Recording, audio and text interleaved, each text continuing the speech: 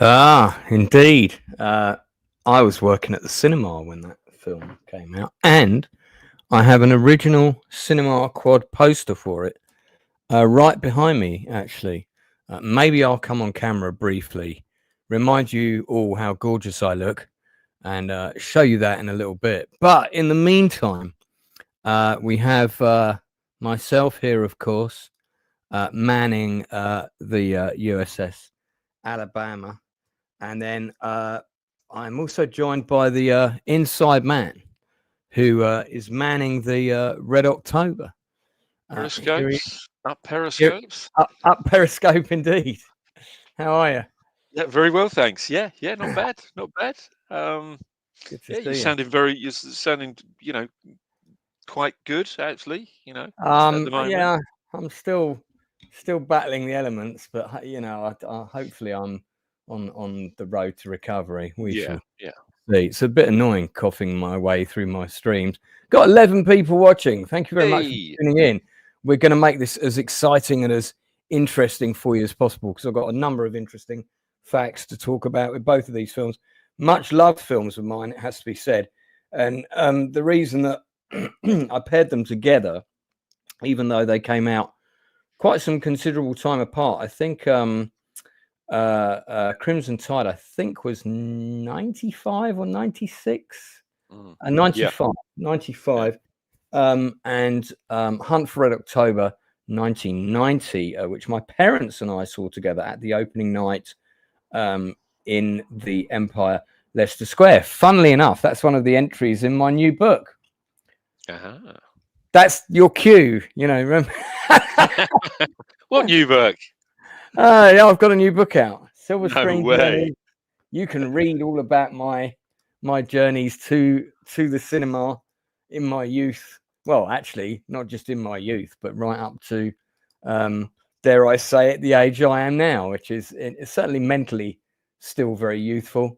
Yeah, early 20s. Early 20s. Early 20s. I'm definitely in my early 20s mentally. Yeah.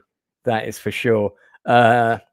If you would like to buy a copy of Silver Screen Journeys, which discusses Red October, it doesn't discuss Crimson Tide because I can't remember when I went to see that because that's during the period of my life where I don't have much memory. But there it is, and I do talk about Hunt for Red October in this book. It's one of the relatively early entries, I think, along with 128 other films. But tonight we're going to compare and contrast these two very exciting movies. We're going to talk about where we were when we both saw them. We're going to rate these movies out of 5 on 5 different categories, and the Inside Man is now going to tell us what those are. They are special effects, yes, score, yes, story, and screenplay. yes. That's the same one, but that's the same category. Yeah, that's 3. Keep going. Doing well. That's 4, isn't it? Special effects, score, story, screenplay, acting. Story, screenplay. Oh, acting. Yeah, acting is 4. Yeah. And the other one is action scenes. Action sequence. Action sequence.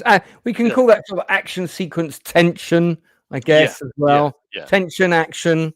So to recap again, once we get going, we're going to talk a bit before we get into these sections. But cast and performance, script and story, action scenes, tension, special effects, and the music score for the film. I think we would both agree those are quite key ingredients where these two films are concerned. So before we get into that, we'll talk a little bit about the films themselves and also where we were when we saw them, how we first saw them.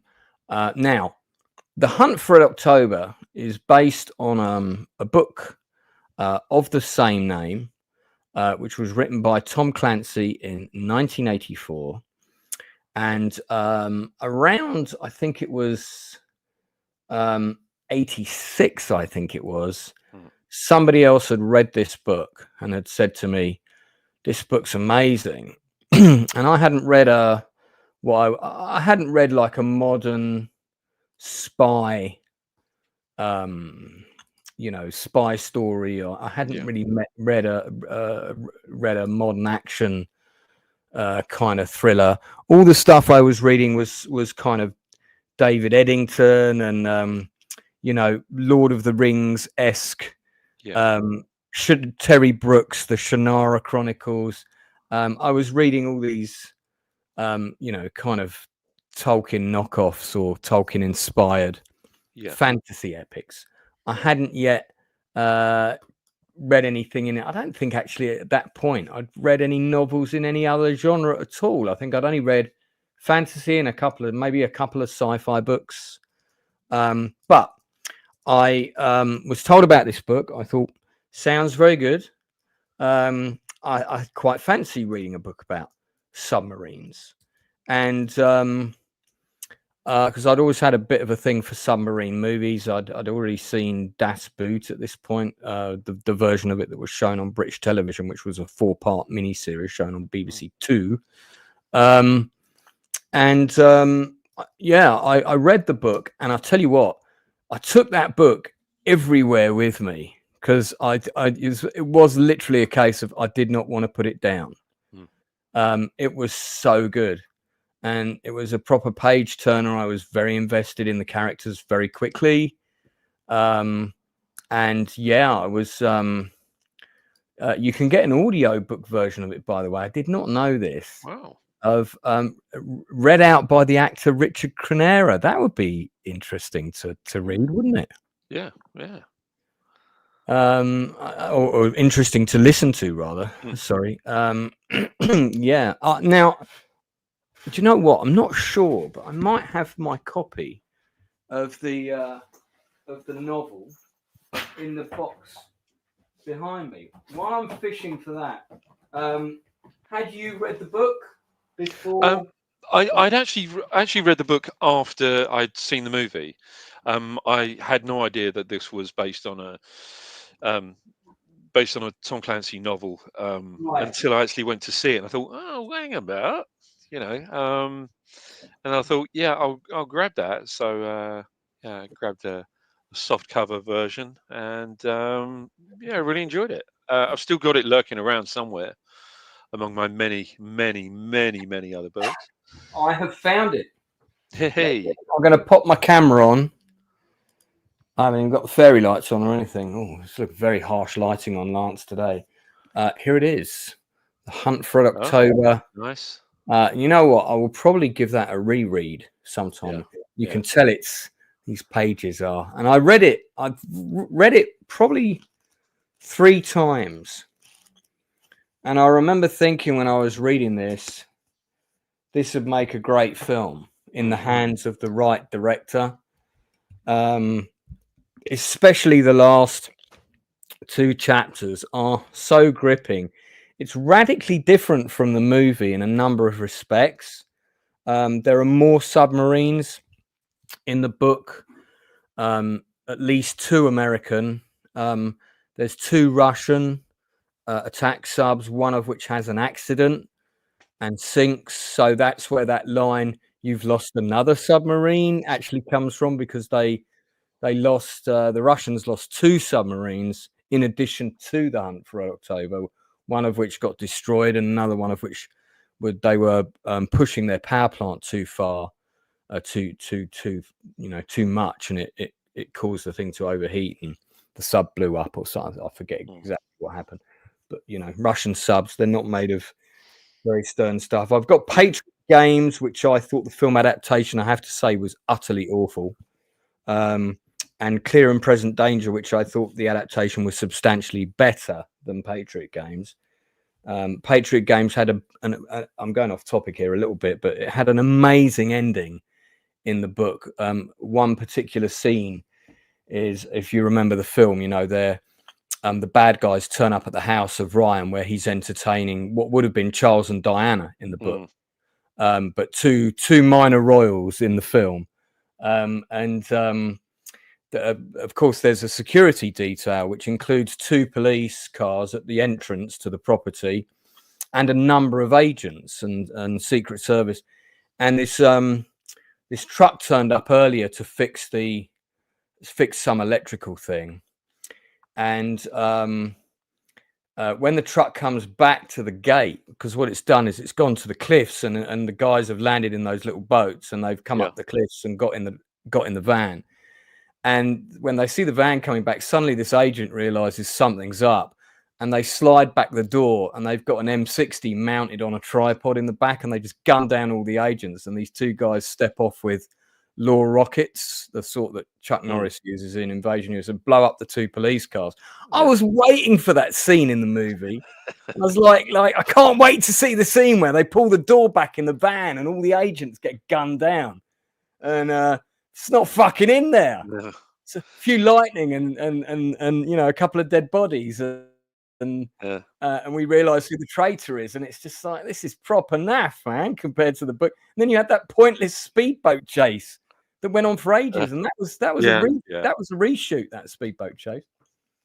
So wasn't as good, but Hunt for Red October was a decent adaptation.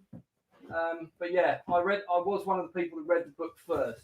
What did you think of the book when you read the book? You did it in the reverse order. I did it in the reverse order. Yeah, I mean, it was. See, the problem with doing things in the reverse order, or indeed in the proper order, is that you do have. If you read the book first, then you have your own preconceived ideas of what the character looks like, who the character is, and you know how things are going to play out. You know, their personalities and what have you. And of course, if you do it in reverse order, you do actually have those characters pushed upon you, so you have no interpretation of those characters other than the one that you've already seen. Yeah, so when you were reading the book, you were sort of picturing Alec Baldwin and Sean Connery, basically. Yeah. It was exactly that. So it's not something that I think I'll do again. I don't think it's anything. I don't think I've done that since then, to be honest with you. But in comparison to the film, I mean, there is a massive difference. I mean, it's a cracking book. There's no. It's a cracking book, and I think it's actually a very, very good adaptation. You know, we know that when we have adaptations that you're not necessarily going to get exactly what is on the page. It's a very, very tricky and fine line that they have to tread between, you know, budget and sticking with the book verbatim. Yeah. But I think what we got was very, very good. You know, it was very good. We didn't lose anything by not having the additional action from the book in the movie. I don't think we really lost anything. I think the one gripe I had, was the main gripe I had. I mean, okay, they cut out the additional submarines and things, which fair enough. You know, you couldn't follow that many characters unless it was redone as a mini-series, and I would love to see it. Oh my god, yeah! I'd love to see this redone as a mini-series, totally faithfully with all of the different submarines and everything. Hey, let me adapt that, please. I'd be very up for that. And set in 1984 as well. Yeah, that would be great. Set it in 84. But the one thing that they changed was the way the attack sub in the final sequence, and sorry, getting into spoilers here for anyone who hasn't read the book or seen the film, but I think most of you probably will have done, is they changed the way that the sub was destroyed, which was the torpedo came back round, and that was bollocks. That wouldn't have happened. What happened was they fired the torpedo too close. It didn't arm in time and he turned straight into it. The torpedo shattered on the side of the hull. And then the Red October went across and clipped the conning tower of the attack sub and turned it upside down. And they tried to launch their buoy, but the coil all got caught up in the sub, and of course the conning tower got ripped off. So basically, the Red October rammed it, and not actually deliberately. It's just kind of what happened, and it clipped the conning tower. and turn it over. And again, I was really looking forward to seeing that sequence. And sadly, that's not in the movie. But I mean, what we got was a fairly decent compromise. I think that's fine. So it wasn't deliberately rammed, unlike the Russian captain of that vessel that rammed straight into an American ship. Fuel tanker just off the coast of Yorkshire. Yeah, what was that about? Like that. Yeah, what was going on there? Yeah. Do you think that was a protest because him and Trump and Putin are getting too pally, and he's trying to send a message to his to the leadership? Yeah, it could be. Yeah, who knows? Hey, left eye ego. I thought I was feeling aroused. I knew somebody sexy was in the chat. How's it going? Cause of death of Tom Clancy. I thought that was cancer. I thought, but I can't remember. But you know, I think he was getting on a bit. Yeah, I seem to recall it was cancer. So yeah, I was working at the cinema when it came out, but as it was 1990, as was the case back then, films would come out in the West End of London a week or two ahead, and I knew my parents were really into spy films. My dad borrowed the book after me, so he read the book, loved it, and I took my parents to see it as a surprise at the Empire, where they have the laser show before the film. That laser show is actually on YouTube now. I'm gonna show it again for the benefit of the people watching. So the Empire Leicester Square, just so people know, was the premium cinema in London's Leicester Square. It had the nicest seats. They were like first class airline seats, leather recliners, plenty of legroom. This is back before cinemas did all this kind of stuff, which they've kind of, decided to make them more comfortable now. But the laser show could be programmed. Now, I'm sure I've searched for this before, but they did a special one for the Hunt for October, and they had the conning tower coming up towards, like, done with lasers. Wow. Yeah, but I've looked for it before. Yeah, it's not here, and never found it. Sadly, there's a video that someone did, a guy called Spoolbox on YouTube, and I hope you don't mind me showing this quickly, but I quite like to show people what the main auditorium's like in the Empire ones. So let me just. So this is where I saw so many films here. First film I ever saw here was Top Gun. So I mentioned this cinema in my book quite a few times. So this is a video on YouTube. I'm just showing this for relevant purposes. So I hope Spoolbox doesn't mind me. This is him walking around. So that's the main auditorium, which was split in two with a massive section of seats above. It's a shame you didn't stay in there longer. I thought you might go down to the front and sort of pan around a bit. Let's go back here. So that's at the top, looking down. I'd always try and sort of sit in the middle. And then we have. So what used to happen before the movie was you would have, it's the same guy that's got this on here. You would have this laser show that would come on right before the film, and yeah, man, it was it always kind of made it special going here. I don't know. Can you hear the audio on this? No, I can't hear the audio. Hang on. Let me. Not sure if I've shared it with the right thing. Let me just do that quickly. There we go.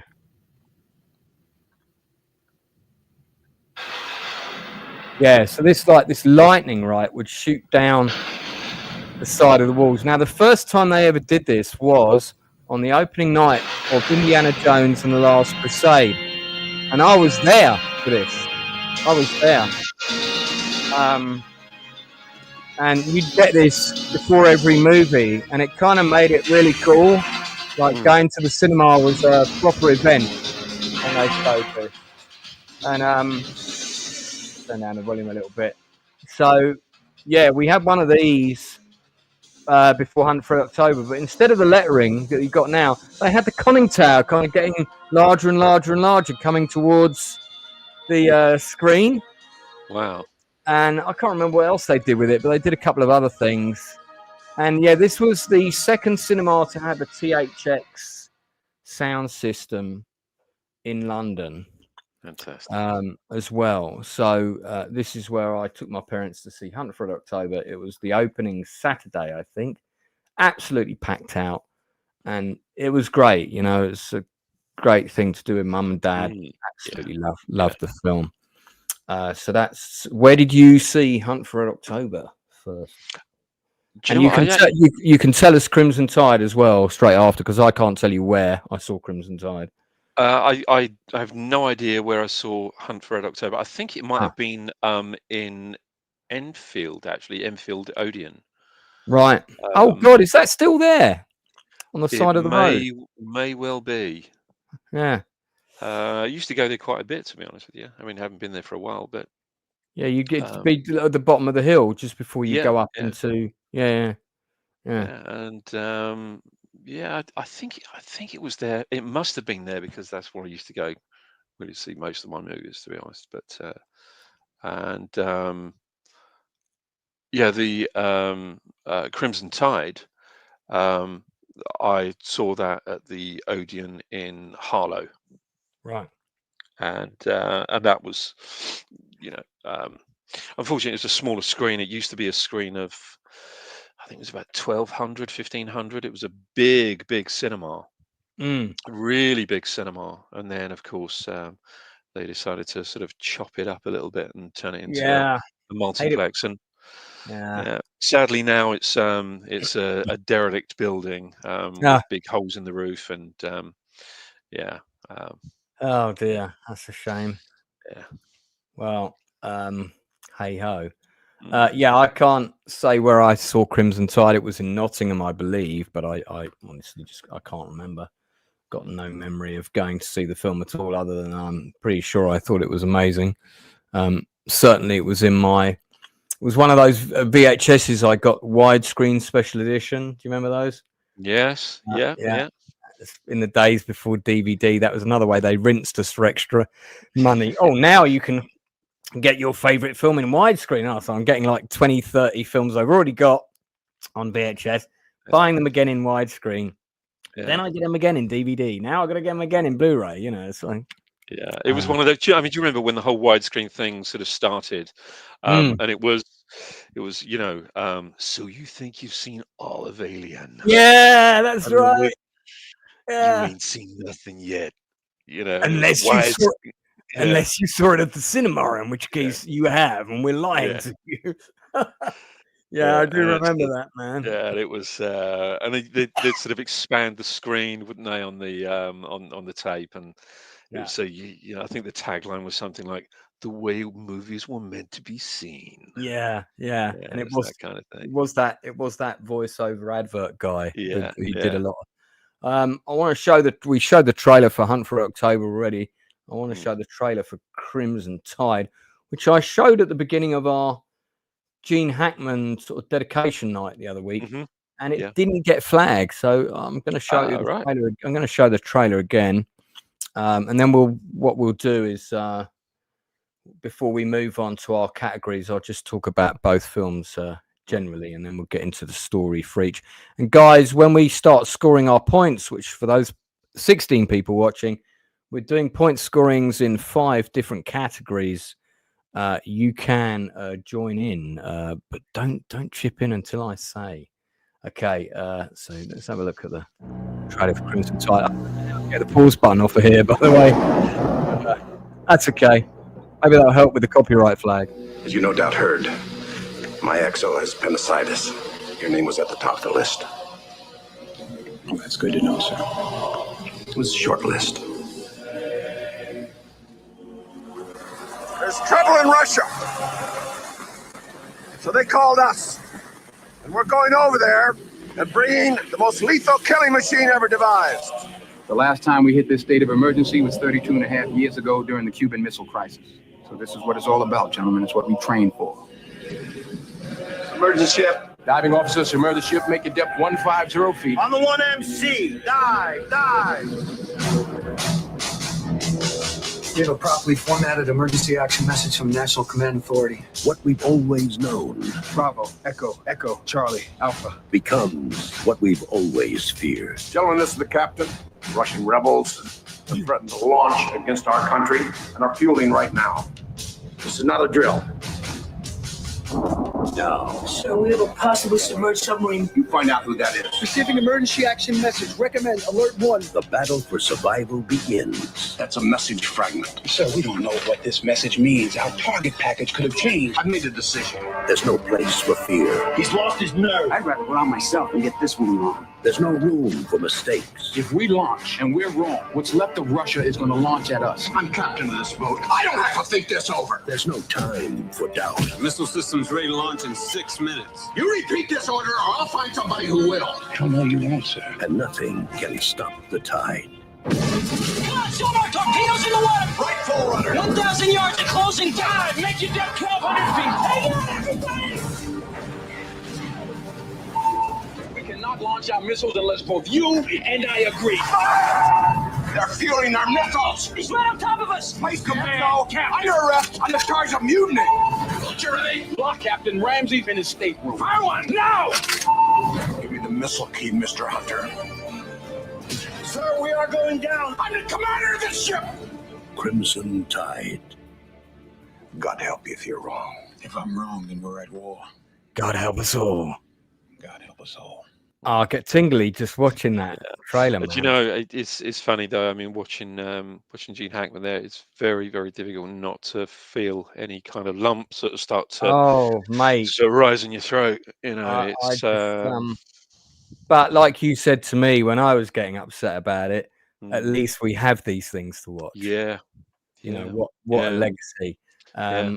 And for everybody watching, every time we do the Nielsen ratings on Tuesday for the rest of the year, we'll be talking about at least one Gene Hackman film Mm. every week. So bit of background on the productions first before we get into our categories. So Hunt for Red October, based on a book, 1990, went into production with the full cooperation of the American or US Navy. They were quite happy to back the production. Initially, they were a bit reluctant, but then suddenly some admiral at the top went, "Hey, maybe this will do for recruitment for the Navy what Top Gun did for the Air Force." And then everyone went, "Yeah, okay, cool. Okay, if this is going to be as good as Top Gun, let's help them out." So what you got was basically after that full cooperation from the American Navy. They lent a couple of destroyers. They let all the actors go on. The key actors cast got to spend at least one dive on a submarine. Scott Glenn actually got to stay on one overnight, which was pretty cool. And the book had quite a difficult journey because all the studios, somebody optioned it fairly early on. But all the studios thought that it was unfilmable because too many characters, too much going on. The plot was too complicated. I love it when studios assume we can't understand things. Yeah, It's yeah. kind of contradictory silliness if there ever was one. Yeah, yeah. Yeah. So anyway, and so they had a lot of stuff that Crimson Tide didn't get, which I'll come on to in a second. But yeah, it shot when the production predominantly filmed, I think, in '89, and the film was released in 1990. And the screenplay.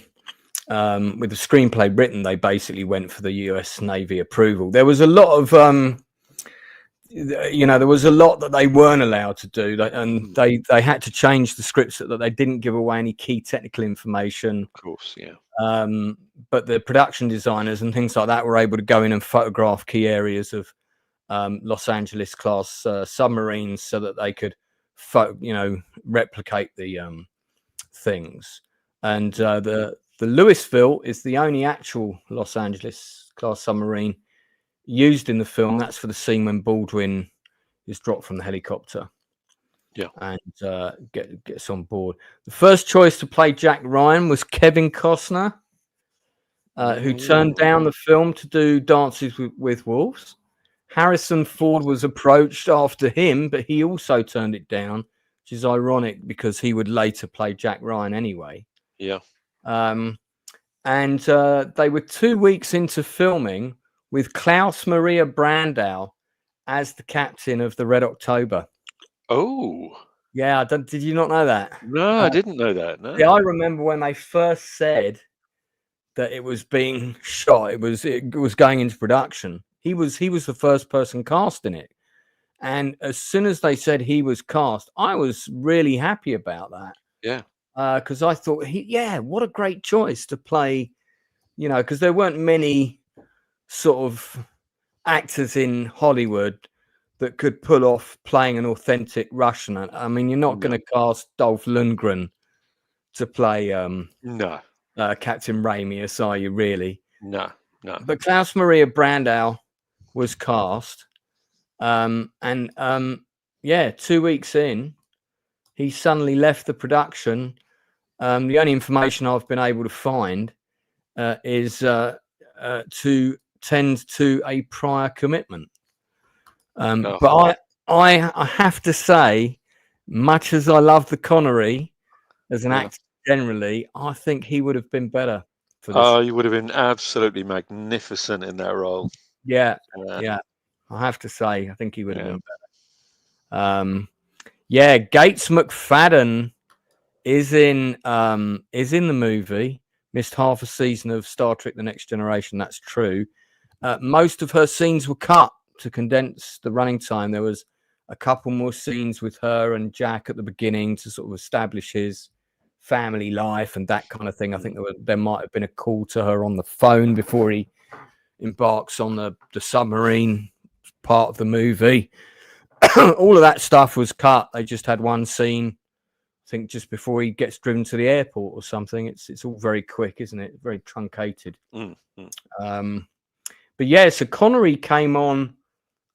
Filming was already underway. They wanted to take him straight in, and he said, "No, I want at least a day to rehearse." And Klaus Maria Brandau originally was going to do all of his lines in Russian, and they were going to subtitle those lines. And even though Connery learnt his lines in Russian and was prepared to say them, they decided they came up with that device of kind of zooming in on the word Armageddon and then have everybody go into English. Yeah. Which kind of works as a device. I mean, we'll come back to that in a bit. But so moving on. Filmmaker John Milius was involved in rewriting some of the script. He wrote a few speeches for Connery, and he wrote all of his Russian dialogue. He was asked to do a rewrite on the whole film, but he refused and only did what he was required to do with the Russian sequences and stuff like that. Yeah, I tend to think that the John Milius is brought in to add a little bit of sort of jingoism into things. Yeah. Probably at the behest of the American Navy. Probably had a mate who was an admiral or something. Yeah. He's he's an unusual man apparently. Both of these movies are made, by the way, in a time prior to extensive CGI being used in films. You started coming in the mid to late 90s, but still very crude compared to what we get today. Most of the effects in this are practical. I think we've got some CGI torpedoes in Crimson Tide, but it's still a lot of practical model work for the Red October, stuff like that, and we'll get into some of those things. But they built the Red October for real. I mean, not a real submarine. It was mounted on two massive barges that they then towed out to sea. So the body of it and everything, and it was 2/3 the size to scale, so almost 1-to-1. Yeah, yeah. Certainly looked big when on that great shot at the beginning. So on on a Hunt for Red October, the USS Navy, for example, lent them the USS Reuben James, which we see in a couple of scenes. That's on the set as well. So quite handy when you get the US military forces assisting you with all these toys. I'd certainly be quite happy. You see the big difference between us and the United States. When they're making a movie in the United States, the military are very, very good with coming on board and giving advice. Air Force, Army, Marines, Navy, all of them, they're all very, very good and very, very cooperative. In this country, it's considerably different. I think there's like people that want to cooperate, but there's like a ton of red tape, isn't there? Ton of red tape. Yeah, there's the Ministry of Defense, I think, is tied up with red tape. The one area that they have realised is quite lucrative for them is that they have all of this MOD land and locations and bases and things, training grounds that aren't in use half the time, and some of them are not in use at all, and they rent those out. They've got a special unit that rents them out for films and TV. So that's one area where so in contrast to the Hunt for Red October, Crimson Tide, because of the mutiny plot, got no assistance from the Navy at all. Now, there's an interesting story about the original premise for this film. So it was agreed with a film production company that the key people, which included Tony Scott, Don Simpson, and Jerry Bruckheimer, Simpson was still alive. I think Crimson Tide or The Rock was one of his last films. They both came out pretty close together. They went on board a submarine. It was a Trident submarine, the USS Florida, and there was screenwriter Michael Schiffer was with them, and another writer, Richard Henrick. And while aboard, the Navy allowed them to videotape the Florida's executive officer, Lieutenant Commander William Toty, performing many of the same actions that Denzel Washington's character would perform in the movie. So responding to fire, flooding, missile launch sequence, etc. So this would have been training drills. And the original story for Crimson Tide was that it was set in the future, and it was pitched as The Hunt for Red October meets 2001 Space Odyssey. And the idea was you had this supercomputer that was controlling the weapon functions of the submarine, and somehow it thought World War III had started, and it was basically targeting a missile strike, and the crew were trying to stop that from happening. That was the original plot, and on the way back to shore, that basically Toty had a meeting with them all in the ship's wardroom, and he walked them through the military launch redundancy procedures and basically explained why this plot was bollocks and it would never happen. And a few months later, the studio returned to the Navy with the revised storyline of the two people disagreeing over the missile launch, etc., etc., etc. That's the film we got, thank God. I think much better choice of storyline. Oh yeah. But the Navy were not happy because now we had this, if it's about a mutiny, we don't have mutinies in our ship. We can't have that. So they refused to cooperate with filming. Production company could not secure footage of a submarine submerging. So here's what they did. This is a really funny story.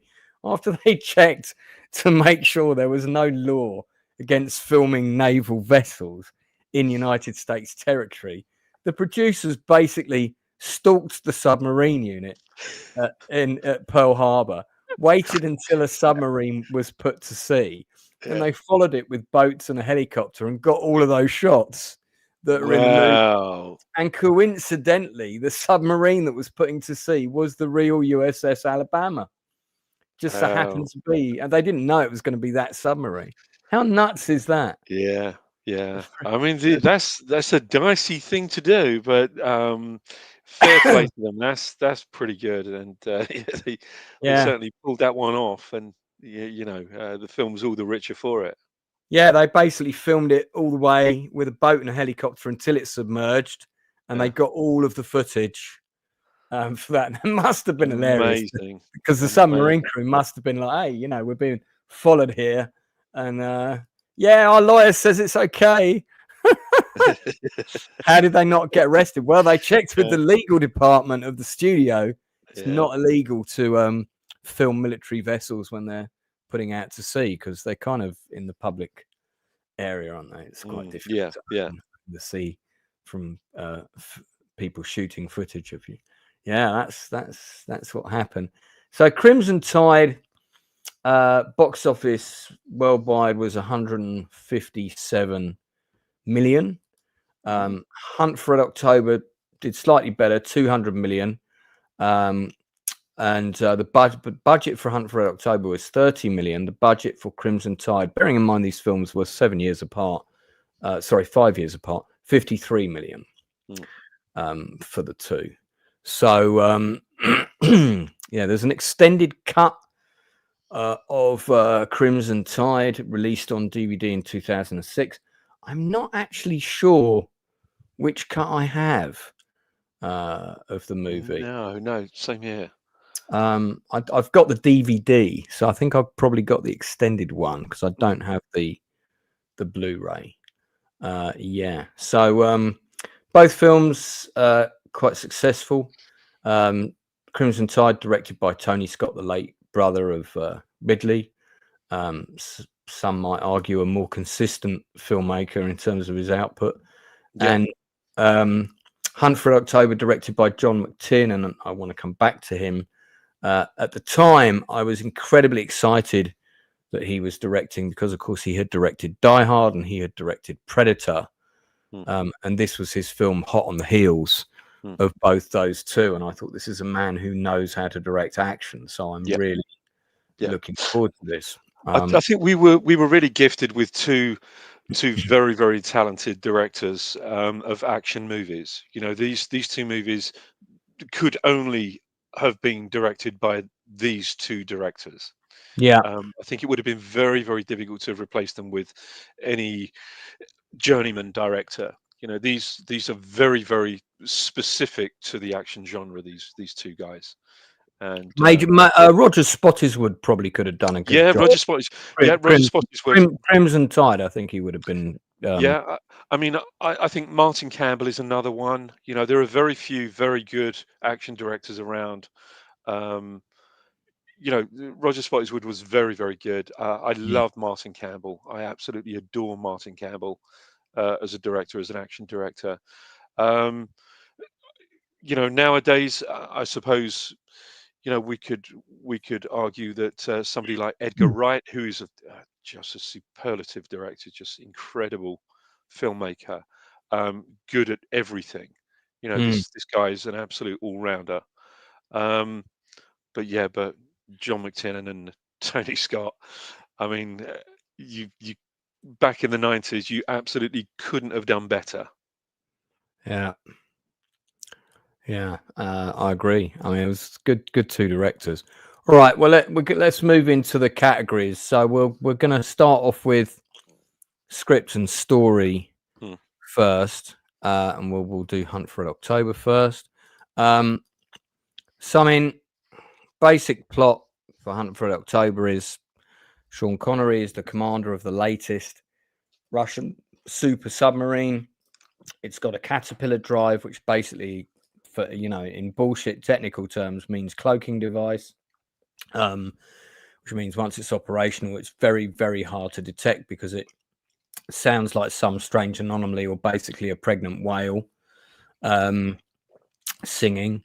And he and his corps of officers, which he spent a long time recruiting, most of whom don't have families or who aren't married, have decided to mutiny and secretly take the Red October to the United States. So they're going to defect. And one thing that Captain Ramius hasn't told his corps of officers is that he's written a letter to the Soviet High Command telling them of his intention to defect, so that they can't change their mind. They're committed. And that's quite a good twist, actually. Both in the book and in the film. So the Russian Navy are out to sink him.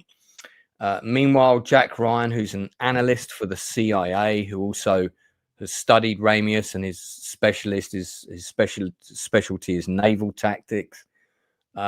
He thinks that he knows what Ramius is up to. He thinks he knows he's going to defect, and he tries to convince the American Navy that that's the case, so that they don't blow him up.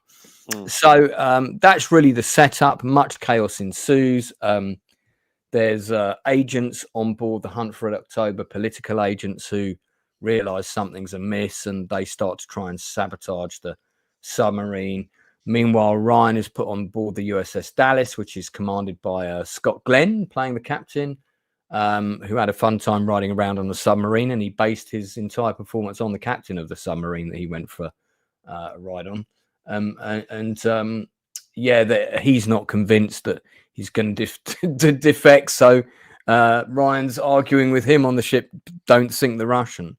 So it's so that's the basic plot for Hunt for October. There's a few differences with the book. There are more characters in the book. There are more submarines in the book. It's it feels much bigger, the world. It feels that the search is much bigger. There's more people involved, more stuff going on.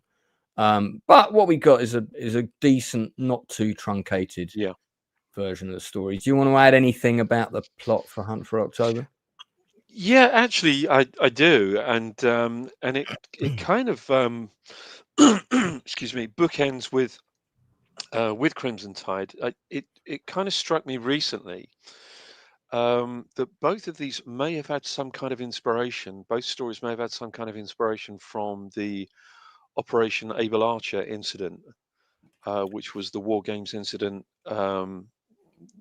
that a KGB agent discovered that he was an undercover KGB agent working as a double agent working for us, working for MI6, but he was also a senior KGB agent, and he discovered that the Soviet Union at the time were about to retaliate against the NATO forces because they were in the North Atlantic and around the Channel and around the North Sea and everything on Operation Able Archer. And he was the only one that had this information that basically said that the Soviet Union are going to launch a preemptive strike against European targets in particular, because they believed, they were absolutely under the impression that everything that we were doing in the North Atlantic and around the North Sea and the Irish Sea was part of our preemptive strike. And if it wasn't down to this agent trying to convince, he had to convince the British Secret Service and Margaret Thatcher to get Ronald Reagan to stand down. And I believe that they were 23 minutes away from launching. God damn! This was the Soviet Union. I think it was 23 minutes, something very, very narrow like that. And we only got to hear about this just a few years ago, in its entirety. But it does strike me as almost Operation Able Archer in reverse. They're both very, very good stories. I got to be honest, I love Hunt for Red October. I love the book. The book is especially good. But you're right. I mean, this movie, it doesn't detract or divert from the overall themes in the book at all. It's all there. Everything about the story is all there. There are a few minor bits and pieces, obviously, because in the literary world, in a book, we have and I think you worded this perfectly. It's a much bigger world, and it really is. You have a huge world. It's an infinite world in a book, whereas your world is very, very limited in a movie, unfortunately. And that's where limited by your budget and running time, basically. Yeah. But of course, when you have words and an unlimited amount of pages, you can absolutely go nuts. You can expand that world to anything and anything outrageous you want it to be, and as grand as you like. Yeah. But it's a big movie. It's a big action movie, and I think the story's great. It's a terrific story. Yeah, I do. I remember recommending it to people when I was working at the cinema. People were coming in trying to work out what to watch. I can't remember what the other two films were on that we were showing at the time. One of them might have been Mississippi Burning. If it was because I think this was if I remember rightly, this was a PG, wasn't it? I think it was. Yeah, I think it was. Yeah, I don't think it was a 15. I think it was a PG. And so pretty much everybody could come and see it. And I'd recommend it to people. And if the people kind of my age or above, they'd come out of the cinema going, "Thanks, mate, nice recommendation." But if they were younger than me, if it was two lads once, I was probably about 14, 15, and I was, good film, right, lads? Yeah, it was all right. It was all right. Probably not enough action in it for them, because the action is it's here and there, and it's quite quick, because it's a submarine film. But I mean, hey, can't please everybody. The arrogance and ignorance of youth, eh? But it's a strong story. Darth Plato says Clancy has said the story is inspired by the Battle of the Atlantic. That is true. I've also read that. Oh, right. Interesting. Hunt for October was the very first book that Tom bought on Kindle. And by the way, Darth, thanks for the $5. And yes, Scott Glenn, definitely one of the best performances in the movie, without doubt. Yeah. Scott Glenn, absolutely agree. Daniel Frampton, which is a name I don't recognize. Welcome to the channel and the chat, sir. Glenn is an underrated actor, a favorite actor of mine. He's a favorite actor of mine too. I really do like him. Pretty good story. One of the things I like about this movie that Crimson Tide doesn't have, and when we come on to the actors, I'll talk about this a bit more, because there's one actor in particular I really want to do a shout out to, and this was one of his last films, near the end of his career, but you get all the political stuff going on sort of back home, with Soviet ambassadors chatting with American ambassadors, what's going on, and that sort of political chess being played. And that's a big narrative in the book as well. And I could have quite happily watched 5 or 6 more scenes of that, because of the caliber of the actors involved in those scenes, which make them a lot of fun. Alec Baldwin's this is definitely in his young, good-looking days. Yeah. Before he got a bit podge. It's terrible saying that, but he did beef up a bit. And his face started to crack. I mean, Connery looks the part, but we got 5 minutes of Russian and an hour and 15 minutes of Scottish, pretty much. Yeah, I mean, look, you got to love that. If there's one thing that I absolutely adore about Connery, is I kind of loved his arrogance. Look, what you see is what you get. You're hiring it. You're hiring me for what I can do. Yeah. It's that kind of thing, isn't it? And I love that about him. Yeah. Somebody quoted one of my favorite lines near the beginning. Yeah. 1 ping only, please. Remember that? Yeah, that's a good sequence in the thing. So so the story for Hunt for October, set during It is set during the 80s. It's set before Gorbachev came to power and kind of like cut loads of military spending. Set very much during the Cold War, the height of the Cold War. Whereas Crimson Tide is actually set in the present day. Oh, is that Sam Neill's good lady wife? Good on you, sir. Well done. So I think he's in this movie, is he? Is he in Hunt for Red October? Sam Neill? Yes, he is. Yeah. Oh, yes, he plays the second in command, doesn't he? Of course he is. Yeah. Mr. Neil, I do apologise. I would have liked to have seen Montana as well. Yeah. So yeah, he does. He does play that chap. Let's go on to Crimson Tide. So slightly different dynamic. The enemy is within on this one. It's two commanders, a seasoned veteran played by Gene Hackman, and his new XO who replaces the usual XO at the last minute who has an appendicitis, and his name was near the top of the list. And as Denzel Washington says, "Thank you very much, sir." Well, it was a short list. That conversation is right near the beginning, and it sets up the tone for the rest of the movie and the tension between them from the get-go. It's great. It's like he gives him a compliment, and he takes it away straight away and tells him, "You're on notice. Like you've got a lot to prove," you know. And it's complicated further by a number of factors, including the fact that Denzel Washington's character has a number of friends on board the boat, people he grew up with, people he trained with, including one who's close friends with his family, Webb, who's played by Viggo Mortensen in one of his pre-Lord of the Rings, oh my God, I'm now super famous roles. And he's great in it. All the cast in this are good, and we'll come on to that in a bit. The story basically revolves around there's a rebellion in Russia. Who knows? This could happen soon, please. This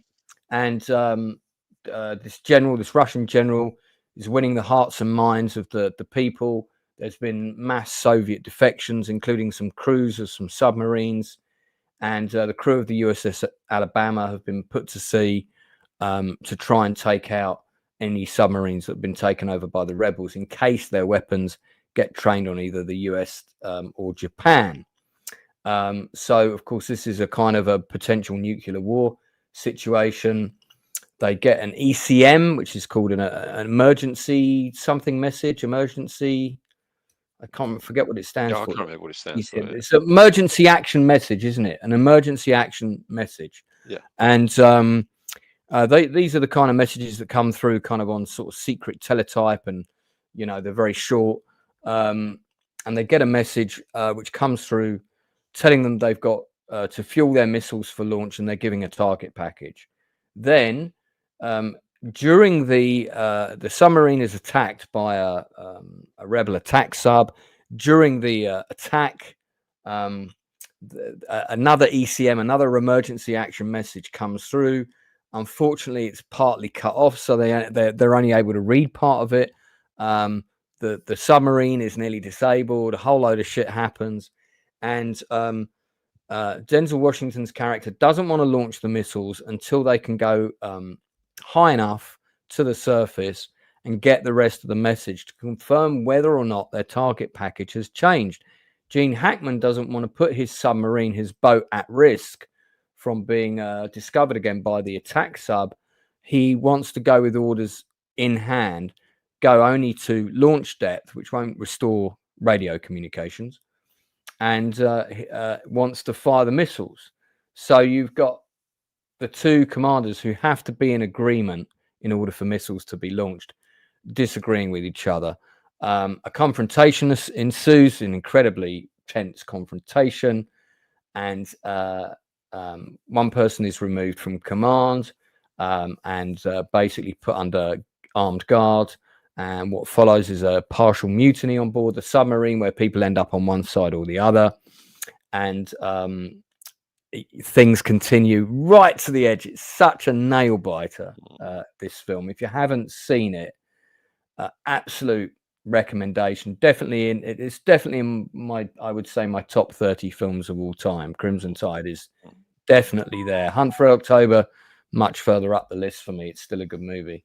Yeah, I mean, and this is set in the 90s, so it's more kind of glasnost kind of time. So not all of the Russians are enemies, just the rebels, you know. Anything you want to say about the plot and the story?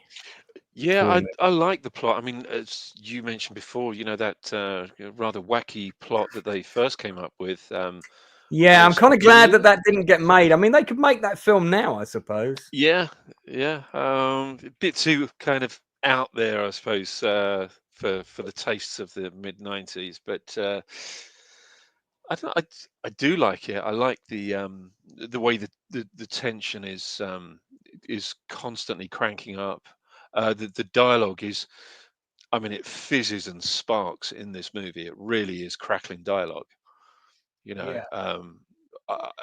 I mean, wow. I mean, look, when you get Denzel Washington, now this for me is Denzel Washington's best time. You know, his earlier movies particularly through the '90s, I think. Yeah. When you can get Denzel Washington and Gene Hackman in a room together, and they can spar with each other this way, I mean, boy, you've got yourself a hell of a movie. And I think there are very few directors that could have pulled that off. Again, this is the beauty of Tony Scott. Having worked with Tony Scott previously on Spy Game, he is absolutely, or was absolutely, a no-nonsense director. I mean, he just got on with the job, would put up with no bullshit from anybody. I Right. think he was the only kind of director that you could conceivably have had to tackle these two massive egos at that time. Yeah.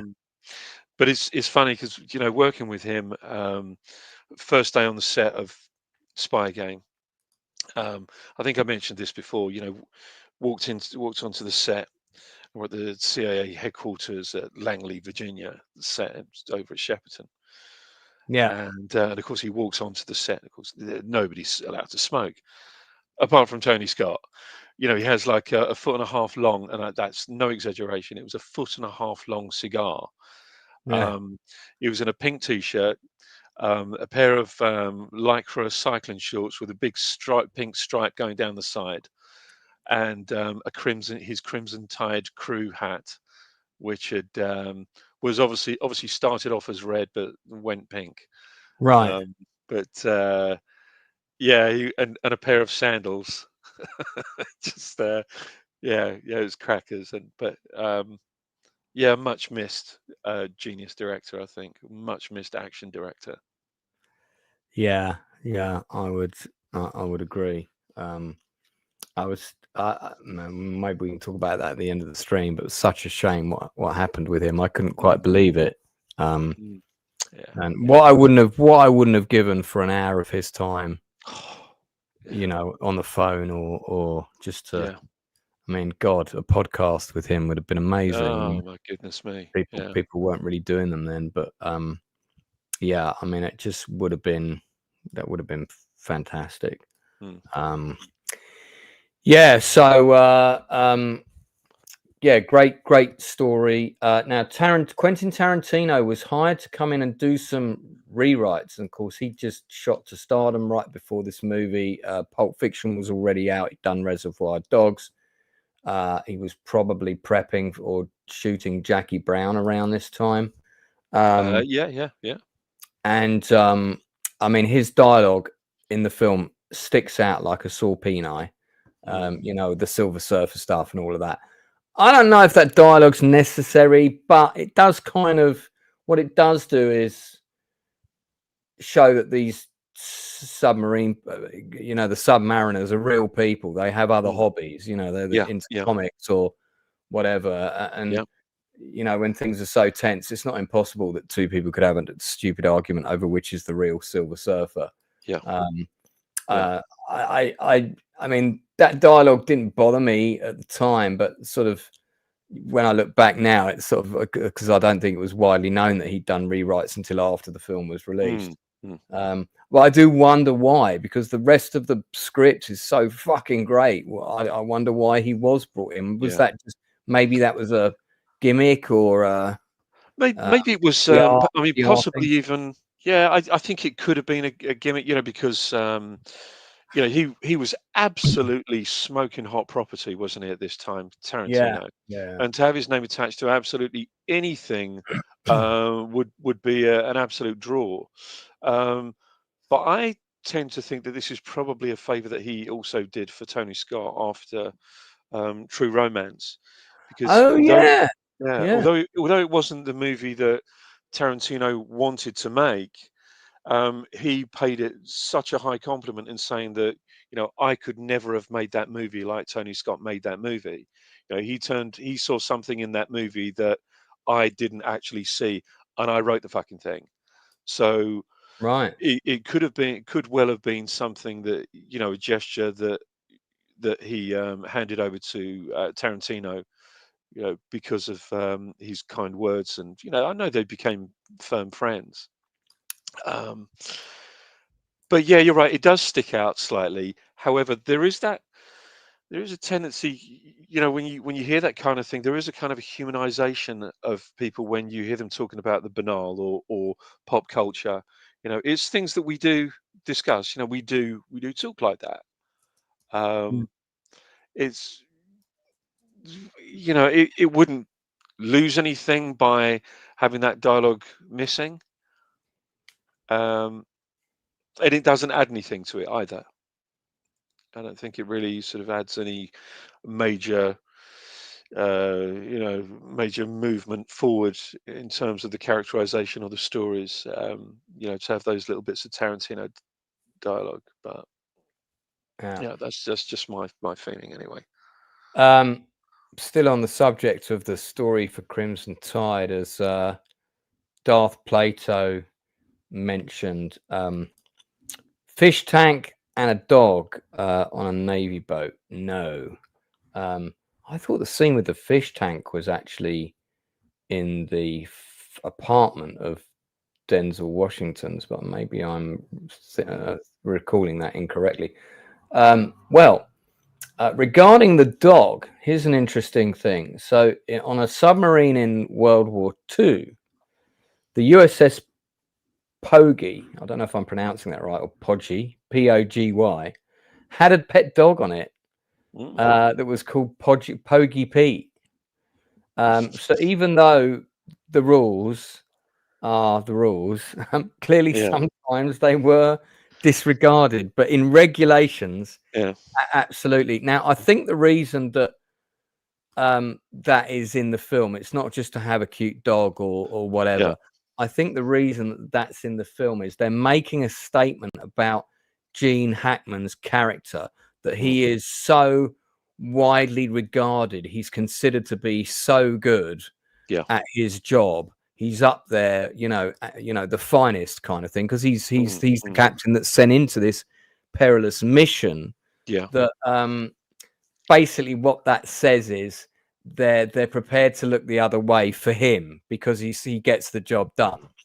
He can have his pet dog on board, even though it urinating in the electrics would cause a lot of problems. But that's what I think the film is trying to say with that. I don't know if you have any thoughts on that. Yeah, I mean, I would say that, and maybe there is a little bit of a nod to that USS Pogy as well. Maybe it's a little bit of a conscious nod to that. I think it's a possibility. But those darned Yanks, they take their pets everywhere. I mean, even in the Mighty Eighth, I believe that there were actually a couple of bombers that took their dogs up with them as well. That's true. Yeah. Aboard the planes. There's quite a few British crews that did that, and of course, in Normandy, I think it's the 9th Battalion British paratroopers. They dropped an Alsatian in with them. He actually dropped in. Well, I think it's the 9th Battalion, and it's the same battalion that were part of their job was to take the Merville batteries. And the other guys were to go up and secure the bridges or blow up the bridges on the River Deve.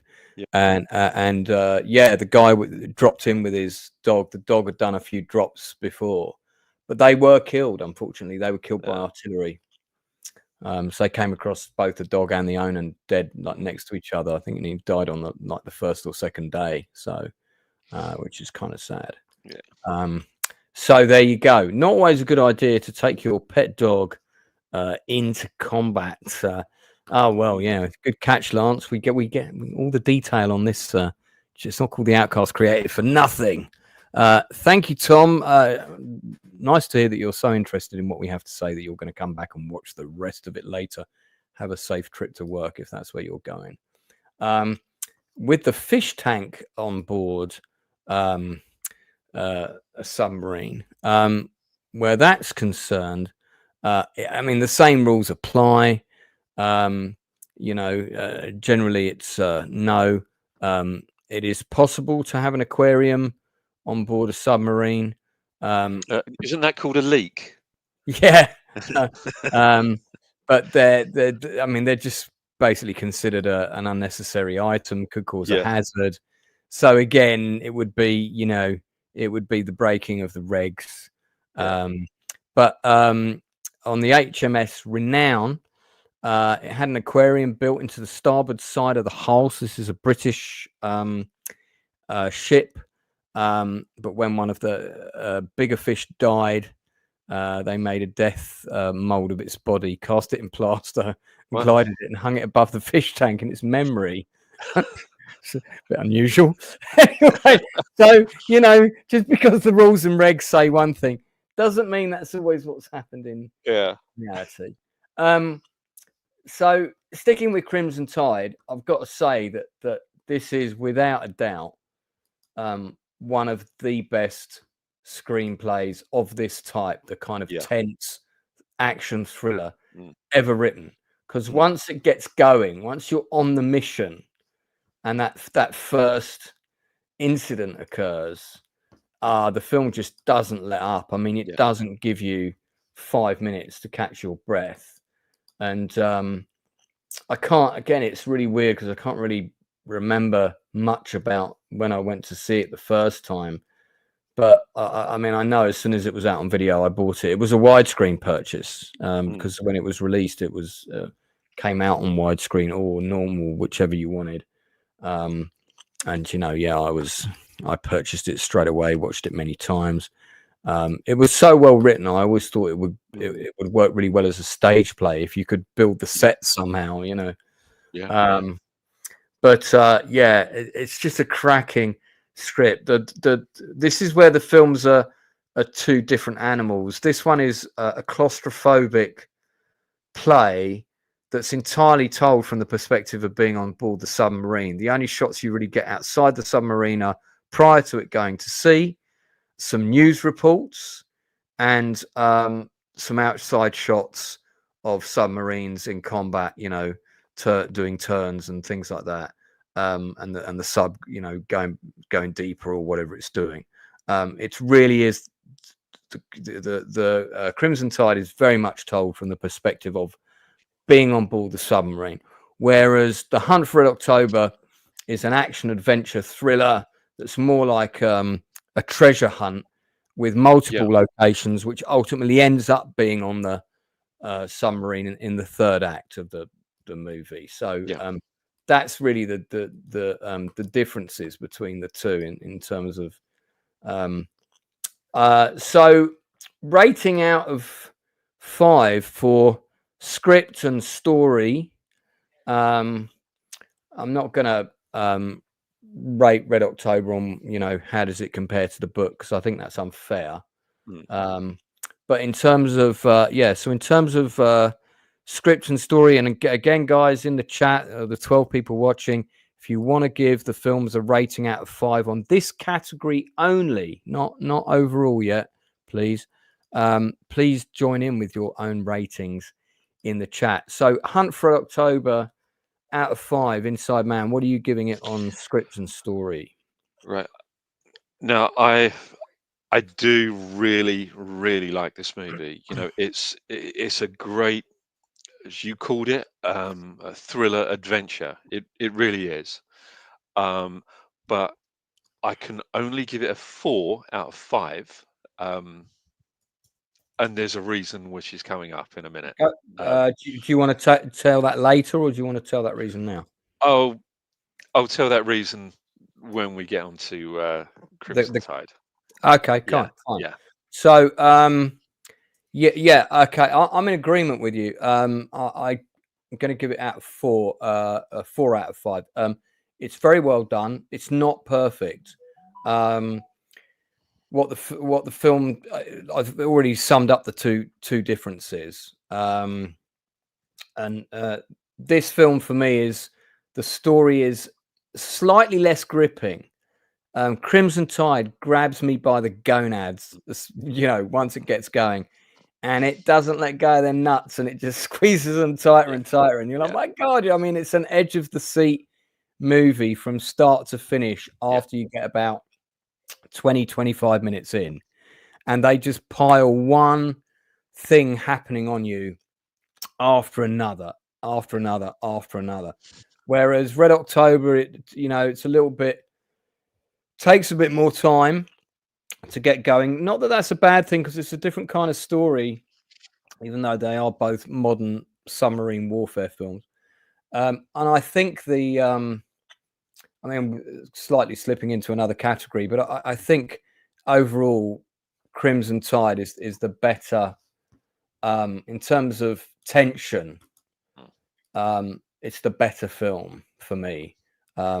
So and the Crimson Tide script, whether you like the Tarantino stuff or not, for me is a flawless script. It's a really good, if you were teaching a writing class, and you wanted to sort of show people, what a great script is, Crimson Tide would be a great one you could pluck off the shelf, right up there with Die Hard and a whole load of other movies. And so Crimson Tide for me is a 5. The Hunt for Red October is a 4 out of 5.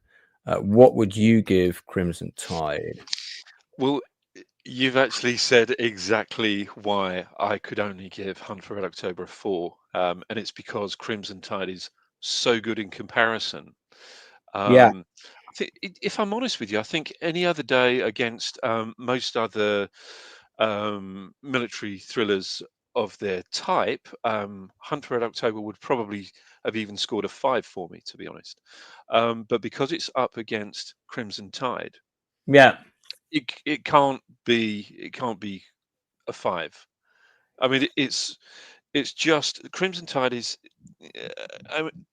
You've said it perfectly. It's a lesson in screenwriting. It's a lesson in how to crank up relentless, absolutely relentless tension. Yeah, and it gets ratcheted up every single scene, and it ratchets up and ratchets up and ratchets up, and it is relentless, and it doesn't allow you to take a breath, which really does keep you on the edge of your seat. Wow, what a screenplay. I mean, as you say, whether you like the Tarantino little flourishes or not, this script is damn special. It really is a very, very special script. 5 plus, it's great. I love it.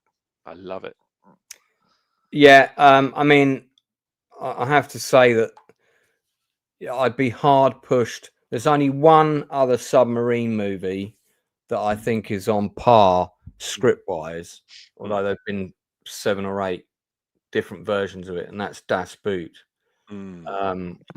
But again, it's even Das Boot is a very different movie, because it's a very different period of submarine warfare, where things are not so remote from the vessel. Everything's much dirtier. Everything's, the crew go through a very different experience. So in some ways it's an unfair comparison, but I mean, if I'm going to pick one to rewatch, it's probably going to be Crimson Tide.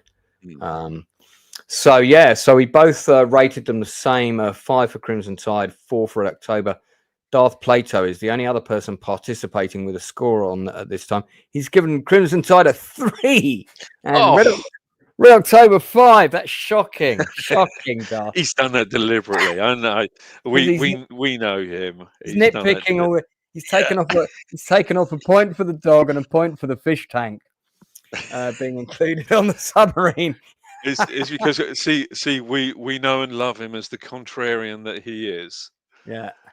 You know. Yeah, indeed. So okay, so Crimson Tide for the panel at least wins on that category by 2 points. So we're going to move on now to the cast. Now, the cast for both of these films, has to be said, is superb. I mean, I showed a still of him earlier, but you have a really, there's a number of quite big faces in the younger crew roles in Crimson Tide, including Ryan Felipe, who's only got about 2 or 3 lines in Crimson Tide. James Gandolfini, he's no longer with us, is he? Sadly. Yeah, I mean, it's a fantastic cast. We'll do them in the same order. We'll look at Hunt for October cast first.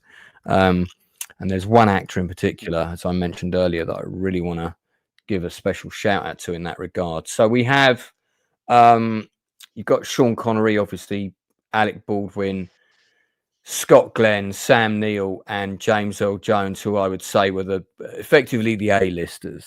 Got 5 A-listers. Okay, Scott Glenn, maybe not quite as A-list as Connery, of course, but he was up there. He was always working. Josh Ackland, a very famous British stage actor who'd done a number of other movies. But actor that I want to give a special shout out to, absolutely love this guy, is the late, great Richard Jordan. What an actor, this guy. Yeah. He doesn't get as much press as I feel he deserves, just with his career generally. You watch any performance of his, my God, he's amazing. Plays this proper psycho in The Mean Season, which is not a bad little movie, actually. Yeah. His last film was Gettysburg, which I think I did a stream with Darth Plato about. Right. I think that was on someone else's channel. I think I need to do one on mine.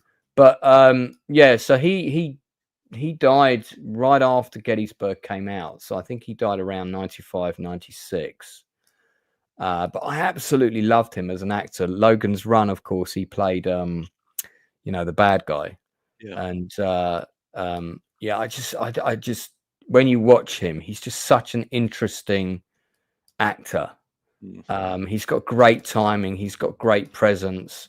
And his role in Hunt for Red October, he's got that line where Josh Ackland says, perhaps in the future, technology will be more advanced and we'll be able to do a deeper exploration of the wreckage. And he leans in and he gets those Smarties out the bowl, or M&Ms or whatever they are. And he goes, and he eats one and he goes, perhaps, sort of, doing this kind of, they're looking at each other. It's that whole political maneuvering thing. Yeah, of course, he was Duncan Idaho in the 1984 June. Yeah, his part was substantially cut in that. He's great in 1975 Rooster Cogburn as the bad guy in John Wayne. Yeah. But yeah, sadly, we lost him quite young. I feel he had a lot of great work ahead of him. But we lost him. He knew he was dying on the set of Gettysburg, which is, when you watch that film, makes it kind of all the more poignant, because he's playing a character who dies. He has a death scene where he's asking after his friends and whether they've been injured in the battle. So yeah, Richard Jordan, take note of his scenes in the Hunt for October. He is particularly good in there. We also have Tim Curry, who's playing the doctor. He's not in on the conspiracy. and he's kind of good in it. He's kind of fun in it. Courtney B. Vance, who's playing Jones, who's the kind of the sonar guy on the USS Dallas. He's very good in it. Of course, he would go on to have an absolutely massive career doing Law and Order and all kinds of shows. Yeah. Jeffrey Jones was known for playing villains, and did I think he played the school teacher in Ferris Bueller's Day Off. No longer acting because I believe he's been a naughty man and has gone to prison. Yeah. So we won't go there.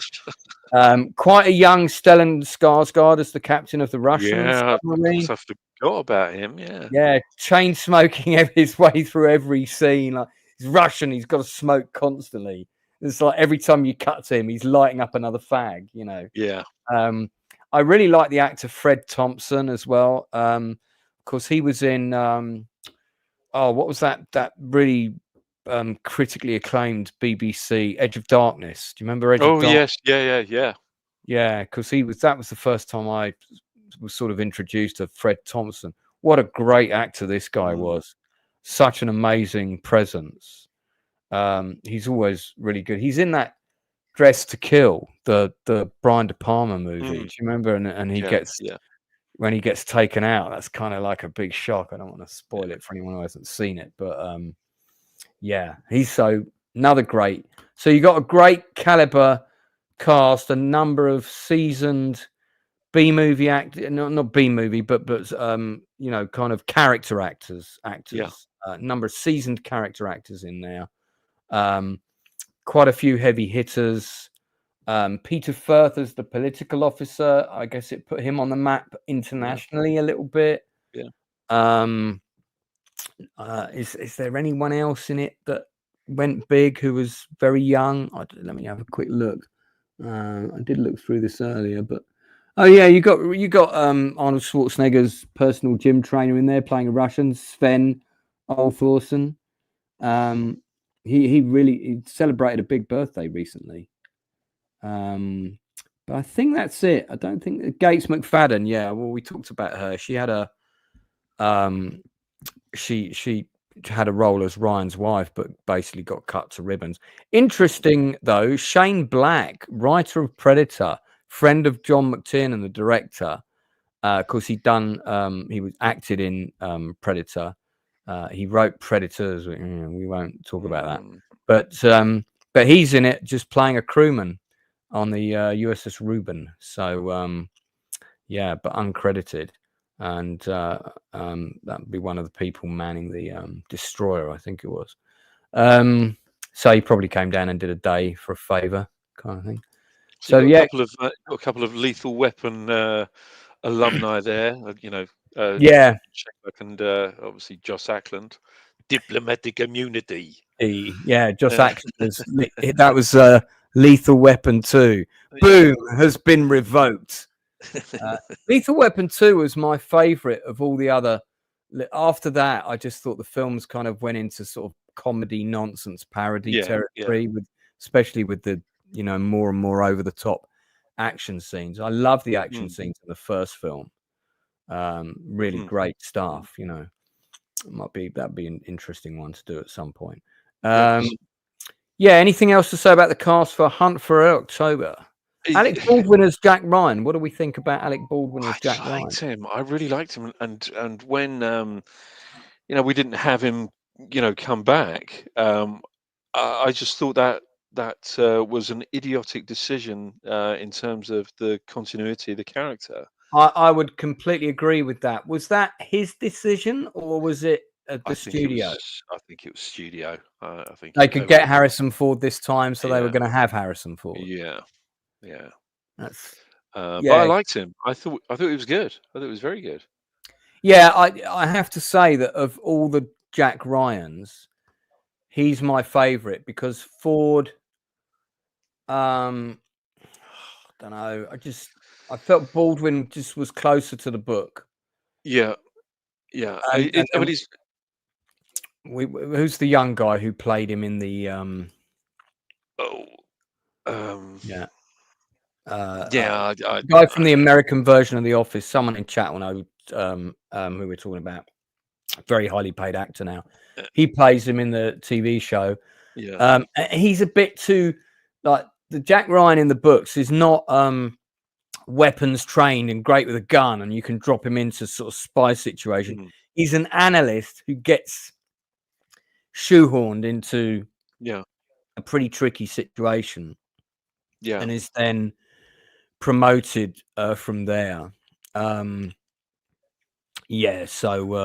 and I got to be honest, I did think that as much as I loved Harrison Ford, I certainly didn't love him as the character. I just thought he sort of plodded through the movie. Really, there was nothing great about the character, that he played. We had Chris Pine. Thank you for reminding me, Admiral Teague. Chris Pine played him, and Ben Affleck also played him, because Ben Affleck played him in The Sum of All Our Fears. Of course, yeah. And then Chris Pine, I think, played him in a sort of reboot movie, if I remember rightly, which I saw and I thought, yeah, it was all right. Chris Pine was good, actually. I think I put Chris Pine as my second choice. I quite like Pine as an actor. I think he's a little bit, I like him. Little bit, because he's a bit too good looking. He's a little bit underrated, Yeah. A bit like when Brad Pitt first went big, everybody was saying, "Oh, he's just good looking, but he's so." I was like, "No, he's pretty good." Now you can, he's phenomenal now, Yeah, I mean, it was like me, I mean, everybody said exactly the same thing about me. Yeah, I know. Look at his look. Look at his looks. He's going to go nowhere, Great face for radio. Great face for radio, yeah. Do you have a who's your favorite actor in The Hunt for October, in the context of the movie? In the context of the movie, I think it's Baldwin, to be honest with you. I mean, he's the keystone, isn't he? Yeah, I mean, no prizes for it's Richard Jordan for me. I just every scene I love every scene with him. Yeah, and he brings something to those scenes, and I love it. So somebody, it's Mr. Emily Blunt. That's right. Yeah, I can't remember his name. But that'll do. That's probably what most people call him in Hollywood, Mr. Emily Blunt. Yeah. Because she definitely wears the pantaloons in that household, let me tell you. Okay. So a good cast, top quality cast. Let's look at the cast for Crimson Tide. We'll go to this. Let's go back one here. So Crimson Tide also got a top-notch cast. First of all, A-list wise, you've got Gene Hackman and Denzel Washington. Now, Gandolfini and Viggo Mortensen weren't A-list at the time that this was shot. Gandolfini was up there, but he wasn't an A-list actor. He became an A-list actor after this. Yeah. Because if you remember, The Sopranos debuted, I think, not long after this, around 96, 97, I think The Sopranos started. Yeah, you're probably right. Yeah. So he hadn't yet done The Sopranos. Viggo hadn't yet done Lord of the Rings. They'd both done a few movies and things, but they weren't A-list at that time. But when you think that this is where a good casting director comes in. They look at the people and the trajectory of their current careers. Yeah. And so you've technically got, even if you're watching the film for the first time now, you've got 4 A-listers in the film. At the time the film came out, you had 2. Yeah. So that's great casting right there. And you've also got Matt Craven, very established character actor. He's also done some leads and some things. George DeZunza is really good in this film. Where he sides with Denzel Washington's character, and he says, "Cobb, I thank you, fuck you." That line, I'll never forget that. Yeah. Because he's shocked by the way the captain spoke to him. That's the reason that he sides with him, but he doesn't want to side with him. Really good actor. Ricky Schroeder, do you remember him in The Champ? Yes, I do. Yeah, so he's got a part in it. Steve Zahn, also very big now. Danny Nucci is an actor that I really, really like. Eric Bruscotter, he played in this film called Can't Buy Me Love, which funnily enough I also mentioned in my book. That's the one with Patrick Dempsey where he falls in love with Amanda Peterson. R.I.P. died very young, sadly. And he's like one of the jocks in the thing. And I remember basically he farts in this car and Seth Green is hiding in the car and gasses him. So yeah, he kind of plays like big, sort of brusque, meaty guys. Then you've got Lilo Briccato, who plays Vossler on the radio. Great performance from him, and I think this was the first thing I saw him in. Rocky Carroll, who plays Westergaard's, had a pretty substantial career. Jamie Gomez, I'm less familiar with. I remember him from the film. I'm just not sure what else I've seen him in. Let's have a quick look. 71 acting credits. Last one, 2023. 911 Lone Star. So yeah, he's done a lot of, rookie, NCIS, SWAT, these kinds of things. Lots of policeman, military roles. Which, if you've got Crimson Tide on your CV, that's quite easy to see why you might go that way. Training Day. He was in Training Day as well. Right, okay. I wonder if he got on with Denzel. Put a word for him. And interesting, look, he was also in Clear and Present Danger. So one of the cast that was in Crossed Worlds. He crossed worlds into Jack Ryan. Yeah. So yeah, that's interesting. Interesting. So and then I mentioned Danny Nucci. Danny Nucci also had a role in The Rock. He's the one who could have avoided being killed in the ambush, if I remember rightly. But he goes up to be with his comrades and he gets shot through the head. To try and when they all get ambushed in the deserted swimming pool or whatever. So let's just have a look at the full cast list. Who else do we have on here? I don't think there was anyone else that we missed that became massive. Vanessa Bell Calloway, I've seen in a few things. She's only in one scene, who plays the wife of Denzel Washington's character at the beginning. Yeah. Scott Grimes is in it. Oh my God. Yeah, Scott Grimes is in it. Band of Brothers. There you go. Yeah. And of course, Ryan Felipe. And I'm going to guess that Henry Mortensen is probably a relative of Vigo's. Could well be. Yeah. There's no nepotism going on there. Well, it's probably one of those things where he's down for the day and it's like, do you want to come and be an extra on the set? Yeah, okay. I'd be up for it. Jason Robards has that uncredited cameo at the end. Yeah. When they're before the board. Yeah. And that role originally was supposed to be played by somebody else who got really sick. And I don't know if it was Henry Fonda. I can't remember which year Henry Fonda died. But it was somebody like Henry Fonda, that level of actor. Right. And they got really ill.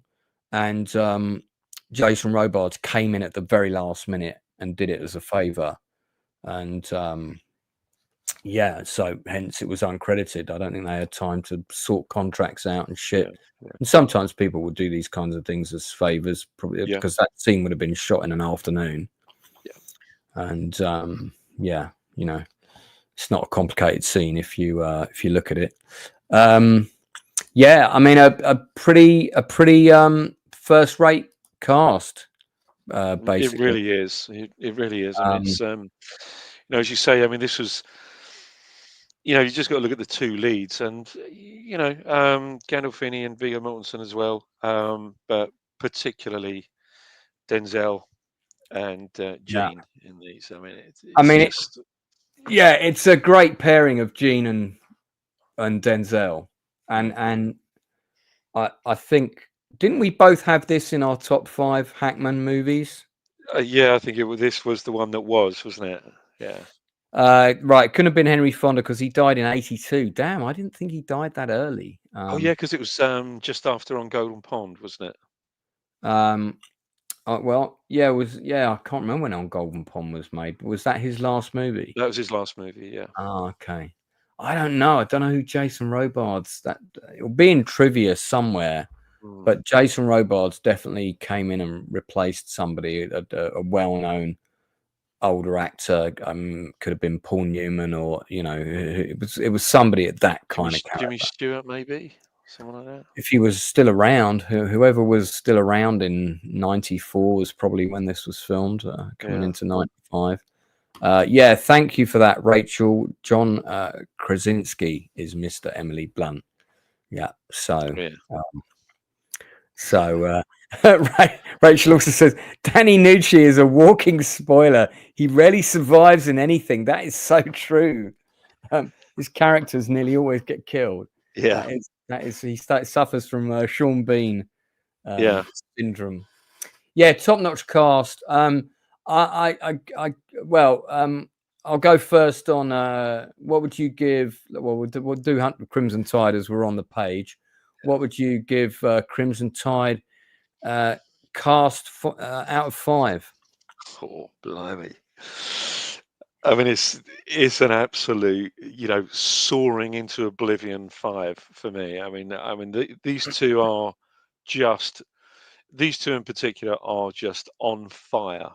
I mean, they really are absolutely on fire. Like I say, this is my favorite Denzel period.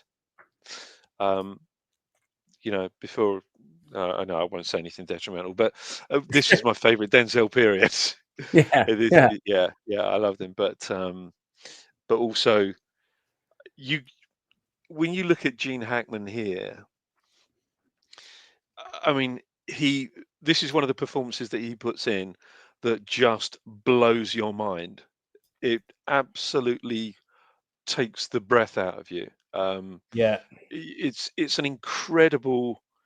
It's so staggering that when you watch it, you literally do have a dropped jaw. You can't help but just marvel at what he's doing in this movie and how he's acting, the ability of this man.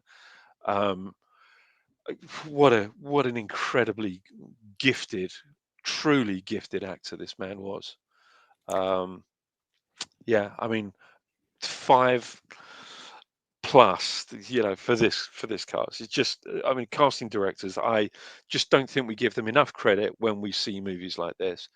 These are the people that really go out there and find these people for the directors. But yeah, it's a no-brainer. 5. I agree. 5 out of 5 for the casting Crimson Tide. If there was if I could point out, it's not just about the leads, of course. If I could point out somebody in the guts of the cast, the supporting characters and stuff who didn't pull their weight, maybe was miscast, wasn't quite up to standard. Because if you got Gene Hackman on your set, you've got to bring your fucking A game. No bullshit. It's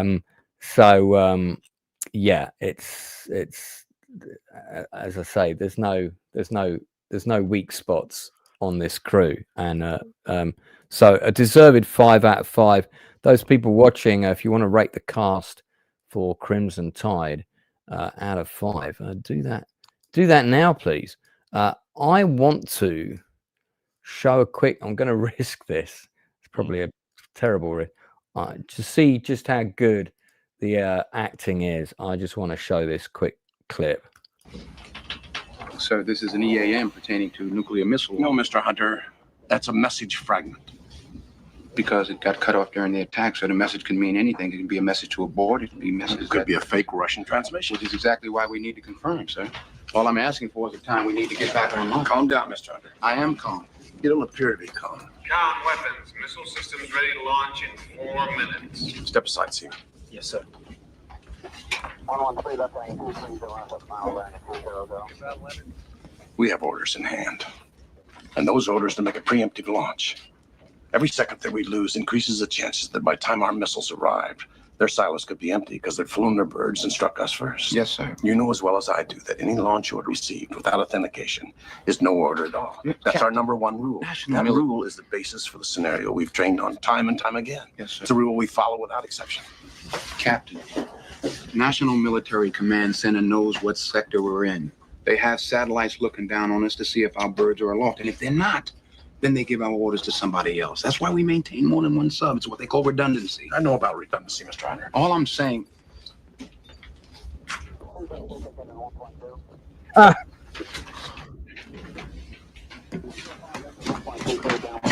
All I'm saying, Captain, is that we have backup. Now, it's our duty not to launch until we can confirm. Okay, I better not show any more because we'll get copy. I'll probably get copyright flag for that. But if I should go on for too long, people will be saying your transmission has stopped. I mean that scene and the build up to what's coming is just it's sizzling. Yeah, Hackman at his best. Yeah, and I mean Denzel's getting everything he needs to bounce against him. It's an acting class of its own. Of the highest order as well. I mean, everyone talks about acting is reacting. You look at the way, as you say, they're bouncing off of each other. It's just this amazing piece of interaction. But it's not just delivering lines. It's not just saying lines, not just talking words. This is, there's so much effort and thought and passion that's gone into that. It's just a beautiful thing to watch. It really is. So what is our and we had a rating from Darth Plato. Doesn't appear to have rated the acting, but I feel you must. Rachel, however, check out her art, by the way. Put Rachel Percy art into Google. You can check it out. She has given it 5 out of 5. Bless you. For Crimson Tide. James Woolard has said top level acting. I'm going to assume that's also a 5, mate. So Crimson Tide on the acting. I'm just putting our score in the chat. Is for the acting is 5 out of 5, and that's from us both. Couldn't be anything less. I've got a super chat from Darth. I'll read that out in just a bit. So okay, but then we have the Hunt for Red October, and you've got a much more varied spectrum of performances. What's your rating and tell us why? I mean, look, I adore a lot of these actors that are in this movie. I really do. And I think they've put in some amazing performances in many, many other movies, but not this one. I just can't really, in comparison, look, I'm using Crimson Tide as my yardstick here. So in comparison to Crimson Tide, I mean, I think 3, is really, really generous. I mean, I love James Earl Jones. I love Sean Connery. Alec Baldwin, I think, is terrific in many, many other movies. He's the best thing in this movie, I think. But I just think it falls short if you're stacking it up against Crimson Tide. It falls considerably shorter. Although, I mean, that sounds like I really think this movie is a stinker, and I don't. I don't think this is a bad movie. I get that. I don't think this is a bad movie, and I don't think they put in bad performances. I don't think it's badly written. I just think that when you're up against something of the quality of Crimson Tide in all of those other categories, it's very, very difficult to come close to what Crimson Tide is. So I think 3 is probably the best that I could give Hunt for Red October. I agree on the rating, but I talked about Richard Jordan earlier. Let's have a quick look at why he's just so amazing. Depth of the water and the fact that the wreckage is spread out over such a wide area. Be some time before anything is recovered. However, your people are interviewing the crew now and making arrangements for their return. This has been a terrible tragedy, Mr. Ambassador. And I can only stress that if you'd come to us earlier, it might have been avoided. I appreciate your candor in the matter. And I yours, Andre. Perhaps in the future the technology will be available for a more thorough investigation of the wreckage. Perhaps.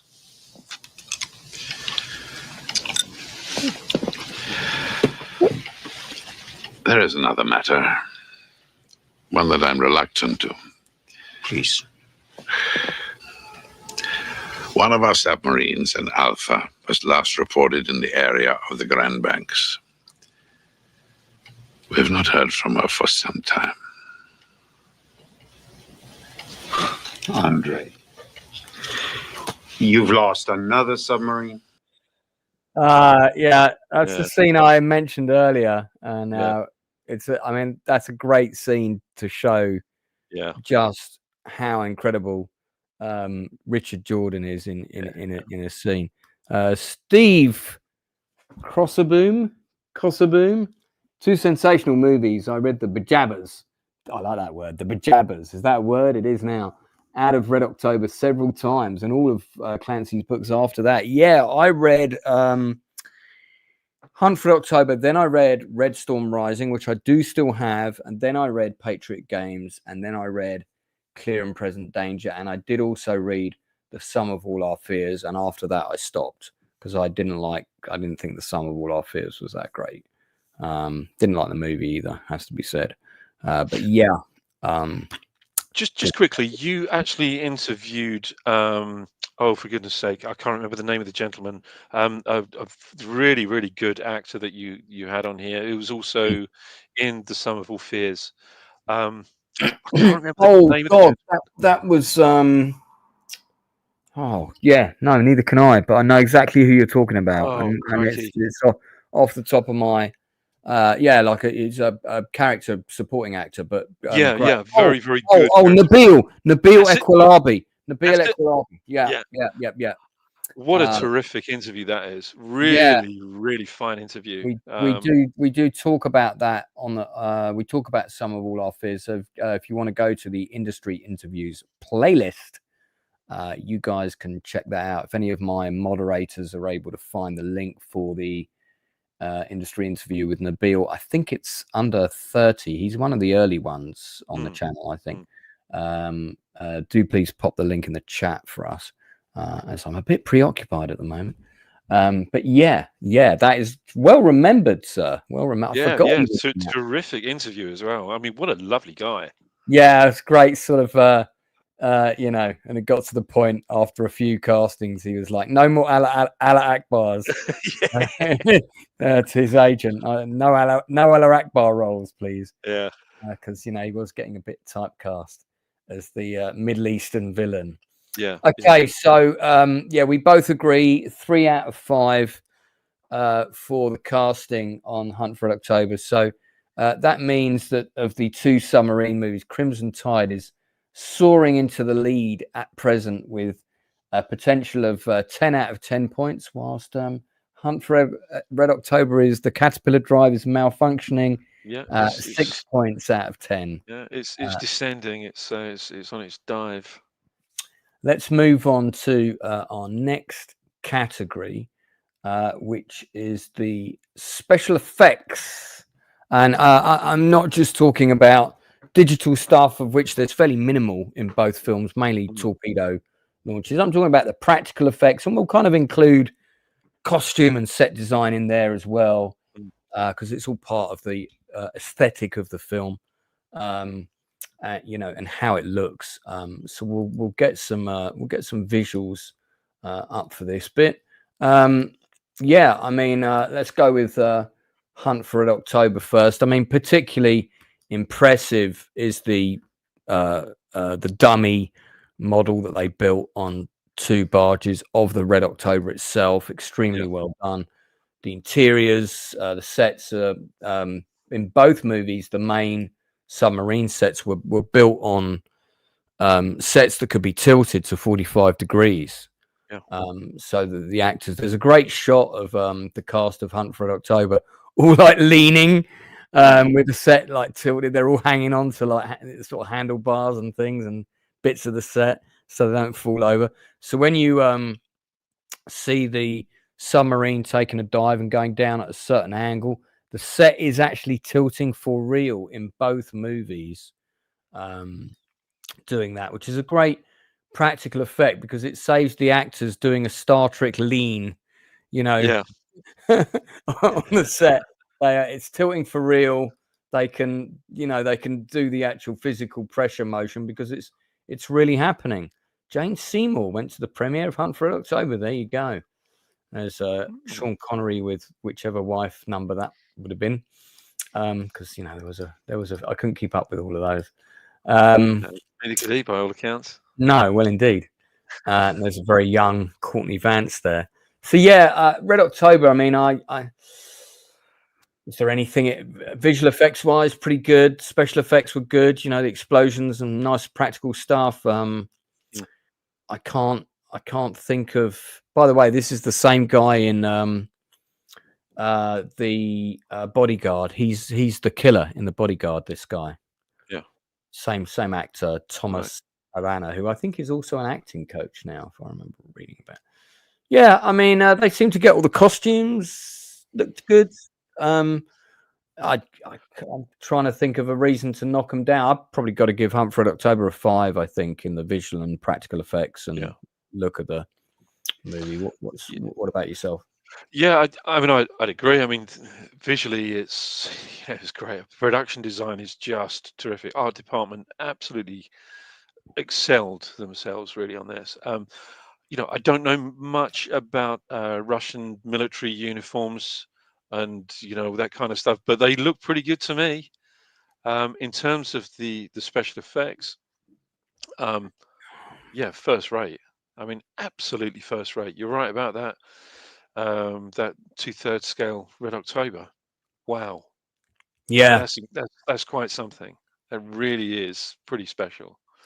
You're right. You couldn't give this anything less than a 5 for the effort that was put in to make this look as good as it does. I do remember thinking this scene that's on screen now, I was like, oh, that's a bit of a painful blue screen. So actually, I don't know, maybe I should give it a 4. Because I do remember actually now in the cinema, when this shot came up, I went, yeah, they've kind of stuck the actors in front of a blue screen there, haven't they? And it sort of looks a bit so-so. I mean, it's all right. I mean, does it detract from the movie? No, not really. It's just the one shot. Maybe I'll let that pass. Yeah. But Sam. Yeah, You're right. You're right though. It doesn't kind of take you out of the movie, really. Does it? No. You're still kind of, sort of. It does. The movie still does jog along. It's when there's that crappy line though in that scene where he goes, "See that island over there? My dad used to take me fishing off of that island," and I thought, who the fuck cares at this point in the film about that? Yeah. And then you cut to this like very obviously we're not really there shot of this little island, and I think it would have been more interesting to say, so what are you going to do? In the United States that you're not gonna, that you weren't gonna do in Russia, and have him say, "I'm gonna go and get a cheeseburger," and I'm gonna do, I don't know, something like that. I think would have been better. Not my dad used to take me fishing off of that island. Oh, really? Okay, fuck me, that's boring. Do I have to see you once I've defected, or can we cease being friends now? Right, I'm off. Yeah, I'm off to do the Bond remake. I guess I just want to go and find myself some prostitutes. Because after 10 no's, 11 is a yes. Yeah. So okay. Well, we're giving it 5 out of 5 for special effects, production design, all of the visual, the visual overall aesthetic of the film. James Willard pointed out some archive footage. I know the shot you mean. Represented for an F-14 crash on the USS Enterprise, which was a bit naff. The footage used was from the 1950s. Yeah, I think it worked in the film, though. I agree. Red Storm Rising would make an absolutely awesome film. I don't think that will get made under Trump, though. Because he's a bit too pally with Putin.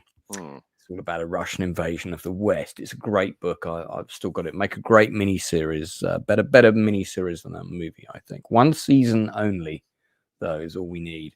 Okay. So Crimson Tide, special effects, visuals, costume, etc. I mean, I've got to give it a 5 as well.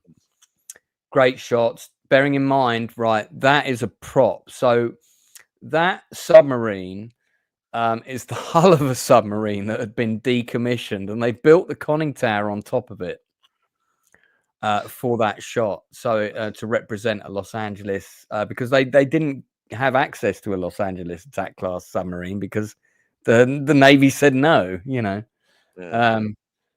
not going to support your film about mutiny on our submarines. But yeah, I think the visual effects with the underwater stuff are really, really well done. Probably slightly better than Hunt for Red October because the technology was a bit further forward. The sets and all of that stuff, fantastic. Again, tilting set, as you can see in this shot. Yeah. He's actually is holding himself in position there. So yeah, I've got to give it a 5. What about yourself? Well, it certainly does look slicker, doesn't it? I mean, the effects look considerably slicker. And they've aged well as well, because yeah, they really have. The other day, and the Hunt for October submarine stuff is fine. It's just the blue screen stuff. I went, that's I forgot about that scene. Yeah, you're right. It holds up, and yeah. In terms of the sets and everything, I mean, I don't know. I just feel that everything is spot on here. I mean, obviously, it's very difficult to recreate, a modern military vessel, a modern naval vessel, because, as you said at the beginning, it's the kind of thing that they can't actually do for real, but they can give an approximation or an estimation of what those vessels are like inside. And for me, I mean, this is, I mean, it's superb. The sets are amazing, absolutely amazing. What I found, I just can't fathom this out, how you can make something that's an action movie in such a confined space. How can you do that? How can you make it exciting when you have an action movie in a very confined space? It's unfathomable to me. I just can't quite figure it out how these directors are doing it. Well, we'll come on to the action next. That's going to be our next topic. But one of the things that always, I remember one of the times after I watched Crimson Tide, I think it was with my ex-partner Alison. I said, "You've got to see this movie. It's so good," And she said, "My God, so tense. That's such a tense film." And I said, "Yeah." And you know what? No one fired a shot in the movie. There's no scene where anyone fires a gun, but the guns are there, and you're waiting for that to happen, because as soon as that happens, the film's kind of over as soon as that kicks off. With people discharging rounds on a fucking boat would be a nightmare. That's a really good point, actually. Yeah, it's a really, really good point. It's funny because when you watch the film and you come out of the movie, you think there's been all kinds of gunfire and shit, but no one's actually fired any shots. So this shot must have been done on the top of their dummy submarine. I'm guessing. Yeah, I would assume so. Yeah. Or maybe the tower was maybe that tower's mounted on something else out at sea, because it felt like they were really there. If there was any blue screen there, I couldn't tell. You can kind of tell, particularly with the lighting, and the lighting is all correct. It's the only thing that really gives it away, isn't it? When you see some of these blue screen effects, but this is spot on. This is real in camera. So for both we're scoring 5 out of 5 for both films. That means that Crimson Tide currently has a score of 15. Was it 20? Have we done, how many categories have we done now? No, 15, we've done 3. We've done 3, haven't we? Yeah, 15. So it's 15 times 2, so it's 30. I think we got exactly the same score for.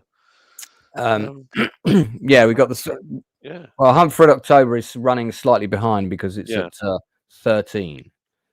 So 15 to 13 at the moment. Yeah. Okay, so we're gonna move on to sort of action, tension, you know, the drama stuff. Which film tops for that? Now, Hunt for October first. I mean, there's the action and the tension is paced very differently in this film to Crimson Tide.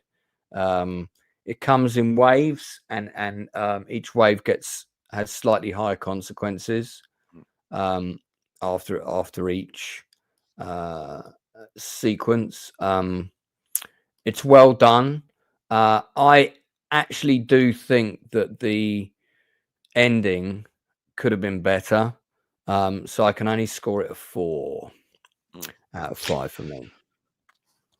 Yeah, see, we have breathing space in this, which is great. You know, it's nothing really, wrong with the breathing space. Yeah, it's it's good, as you say. You know, it's really well paced out and everything.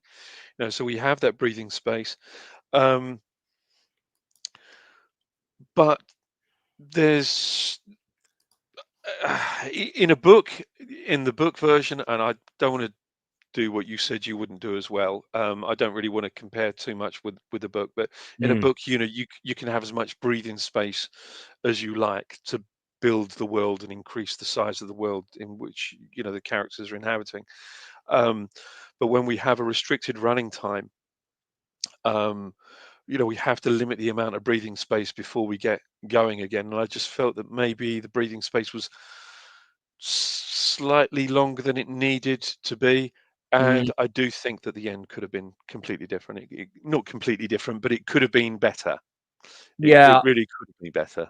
I think the action scene in the missile silo with the saboteur, that whole sequence read so much better in the book. And I don't think that sequence occurs at the same time as the submarine attack. I think it's I think it's just before in the book. They don't and they obviously put them together to increase the tension and you know, again, truncated running time.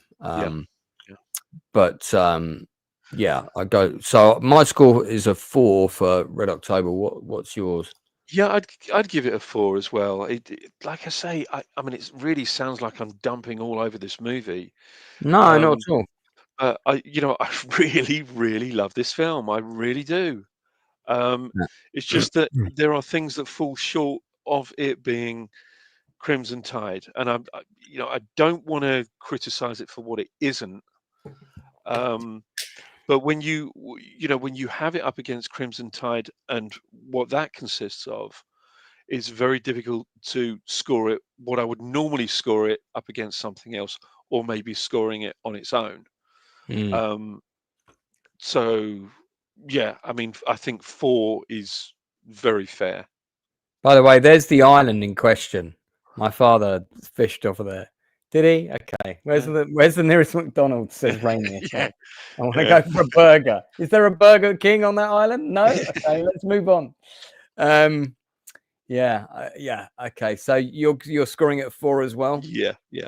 Okay. So they're neck and neck on the action. Well, hang on. Crimson Tide. So Crimson Tide. I mean, I have to score it a 5. It's one of the most tense movies I've ever seen, and it builds on the stakes and it just takes them higher, basically. And I mean, this whole sequence is fucking terrifying. You know, when he doesn't want to turn the key and pulls a gun on his own man. It just is, because it's kind of going out of control. So let me get to that super chat actually that I didn't. Let me just, sorry, this is probably about a topic we were talking about half an hour ago. An exchange like that occurred between a captain and a CO over boarding a UK civilian trip in 1860 that very nearly led to war with the UK. I read about that incident actually. There was also the script for Crimson Tide was partly inspired by an incident that took place on board a Soviet submarine during the Cuban Missile Crisis. Oh, interesting. Yeah. So where they were fueling to launch and with this kind of thing, and I think there was a disagreement on board, and one person wanted to get a bit carried away. Atom Gray is in the chat. Good to see you, mate. Hey. So there you go. Hang on. Grumpy Curmudgeon had a comment I need to read out. Where is it? Yeah, here we go. Grumpy Curmudgeon says, I prefer pace for Red October than Crimson Tide. Hackman pulling a sidearm on the crewman is a sin that diminishes the movie. Yeah, but it's a movie. That's the point. It's not real life. You know, you gotta have. Rachel has pointed out. Sorry, we got that fact wrong. Of course, there's a McDonald's on that island. There's no island in America without a McDonald's. Good to. Glad you corrected us on that. Yeah, I've got to give Crimson Tide 5. Yeah, is it a 5 from you? It is a 5 from me, and I'll tell you why. It's one of those kind of moments in a movie. You kind of have moments in this whilst watching this movie. You have to remind yourself to breathe again. Yeah, oh God, yeah. It's like that. It's you are holding your breath pretty much the whole way through this movie, and if you don't keep reminding yourself that you have to breathe, you're going to die by the end of it. But it does feel like that. It's like, I've got to take a breath. I've got to remind myself not to hold my breath. It's such a tense movie. We said it at the beginning, talking about the script. It's an absolute masterclass. Yeah. Oh God. I mean, absolutely. Yeah. It's real first class stuff. I mean, yeah. If you want to look at a film that builds tension, watch Crimson Tide. I don't think there's not many films that Aliens does a good job as well. Yeah. But I'd say this layers it so well. Yeah, I mean, it's kind of, you can use this as a blueprint. If, like you say, if you want to write something that's, you want to find out how to write tension, there you go. There's your blueprint. Watch Crimson Tide. Okay, so that out of a possible 20 points thus far, scoring them out on 25. Crimson Tide, I think, gets 20 so far, and Hunt for Red October gets 17. So 17. And that brings us to the last category, which is the music, the score for the film. So you've got Hans Miller versus Basil Podoris. I own both the soundtracks for these movies, and they're both quite similar in the sense that they both use that kind of choral, voice of the sea, men singing. Crimson Tide uses that very famous song. It's in the Titanic movie, and it's said to have been sung on the Titanic the last time they gave like a church service on the boat before it was sinking. I think it's is it called Ode to the Sea or something like that? It's the sea captain's song to respect the sea. Somebody in chat will know. I'm not going to pretend to know exactly what I'm talking about when I don't, but that's basically what the song means. And then in Hunt for Red October, you've got more kind of this sort of like Russian chanting stuff going on. So I like the fact that both composers took those kind of elements and wove them in. So Basil Podoris composed 10 melodies in total. The album is missing some of the music moments present in the film. Yes, I remember that, and I was quite annoyed about it. I think I had the soundtrack to Hunt for Red October get this on a cassette. I think it was one of the last cassettes I bought for my Walkman. Crimson Tide I have on CD. Now, there was an expanded version of the soundtrack that came out in 2013. I don't have that, but it includes an additional 40 minutes of material, including all the unreleased music, including the end titles. Then we have Hans Zimmer Studios. This is probably back in the day where he still did most of the work himself. Well, it's true. Sorry, but you know, it's going to call a horse a horse. So the musical score is composed by Hans Zimmer and employs a blend of orchestra, choir, and synthesizer sounds. It includes additional music by Nick Glennie Smith, who also conducted the orchestra, and the choir was conducted by Harry Gregson Williams. So even then, he's got his army of minions. Even then, here we go. The well-known naval hymn, "Eternal Father, Strong to Save."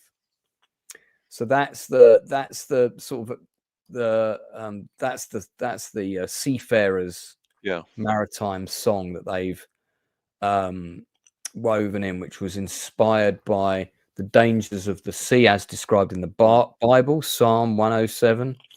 I'm not an expert on the Bible. I'm just good at researching my shit.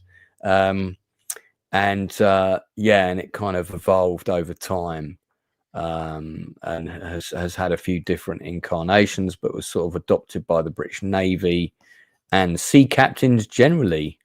So there we go. I have a feeling my Hunt for Red October soundtrack, I think the tape might have snapped. I definitely don't have it anymore. Oh, yeah. I might have the sleeve. I might have kept the sleeve somewhere. See, that's the beauty of vinyl. You know, it doesn't get labeled. I think I stopped buying vinyl probably by 92. I probably hadn't bought any more vinyl. I heard they bought the Lord of the Rings soundtracks out on vinyl, and if I had a vinyl record player, I definitely would buy those.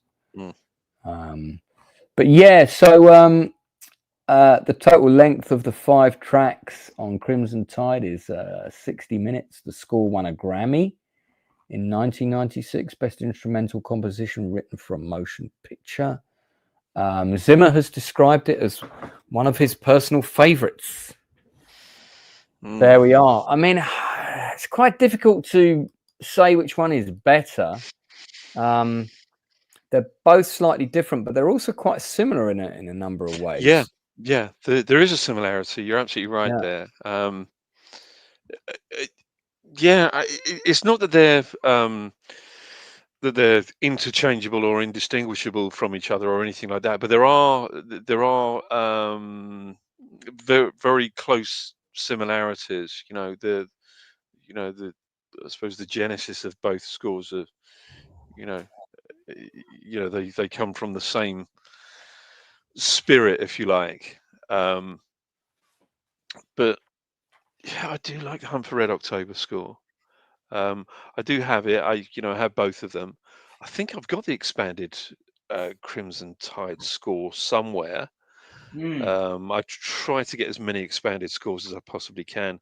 It isn't one of my favorite Zimmer scores. I've got to be honest. It's a good score for an action film, but it's not a score you want to whack on in the background, while you're doing a task. Whereas the action music from the big scenes in Lord of the Rings, Howard Shore, man, I mean, I love having those on my compilations and whatnot. And even got married to 2 different pieces. One piece was from Two Towers, Sam's speech at the end, that piece of music, and that speech was actually read out by one of my best men. And then the soundtrack to Gladiator, when my ex-partner was walking up the aisle. So very filmic. But I wasn't going to put the soundtrack to Crimson Tide on for either of those moments. So yeah, I think both scores serve the film well, or their respective films. I mean, it's a tough one. See, the thing about composers is this: I don't know how they do what they do. I think it's they create some form of magic that is incomprehensible to me. I can't, for the life of me, get my head round how somebody would even begin to create a piece of music and then orchestrate that piece of music, for every single instrument within that orchestra. I just can't fathom it out. It's something that's completely beyond my ken, and I think that these are true magicians. I think the pair of these composers are amazing at what they do. Yeah, agreed. I think it was H.G. Wells had said that music is the one piece of art that is the pinnacle of mankind's achievements, and I tend to agree with that. But I really couldn't put any room between these two in terms of their score personally.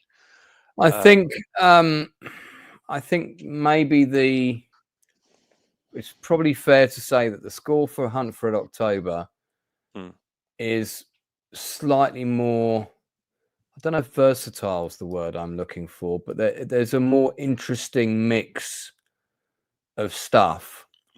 Whereas the score for Crimson Tide has really got two beats of music. It's really the kind of the hymn to the sea stuff. And then it's you've got that tension, kind of fast-paced sort of action underscore with all the tension. Hunt for October's got some different things going on. It's the piece when Ryan is trying to land on the submarine. That's quite an iconic. That's quite yeah. You hear that very clearly. That piece of music. Various pieces with the submarine, the action sequence at the end, good piece there. So I think if you were to buy they weren't released on vinyl, both of these. I don't think Crimson Tide was. I think Hunt for Red October might have been, but Crimson Tide I don't think was.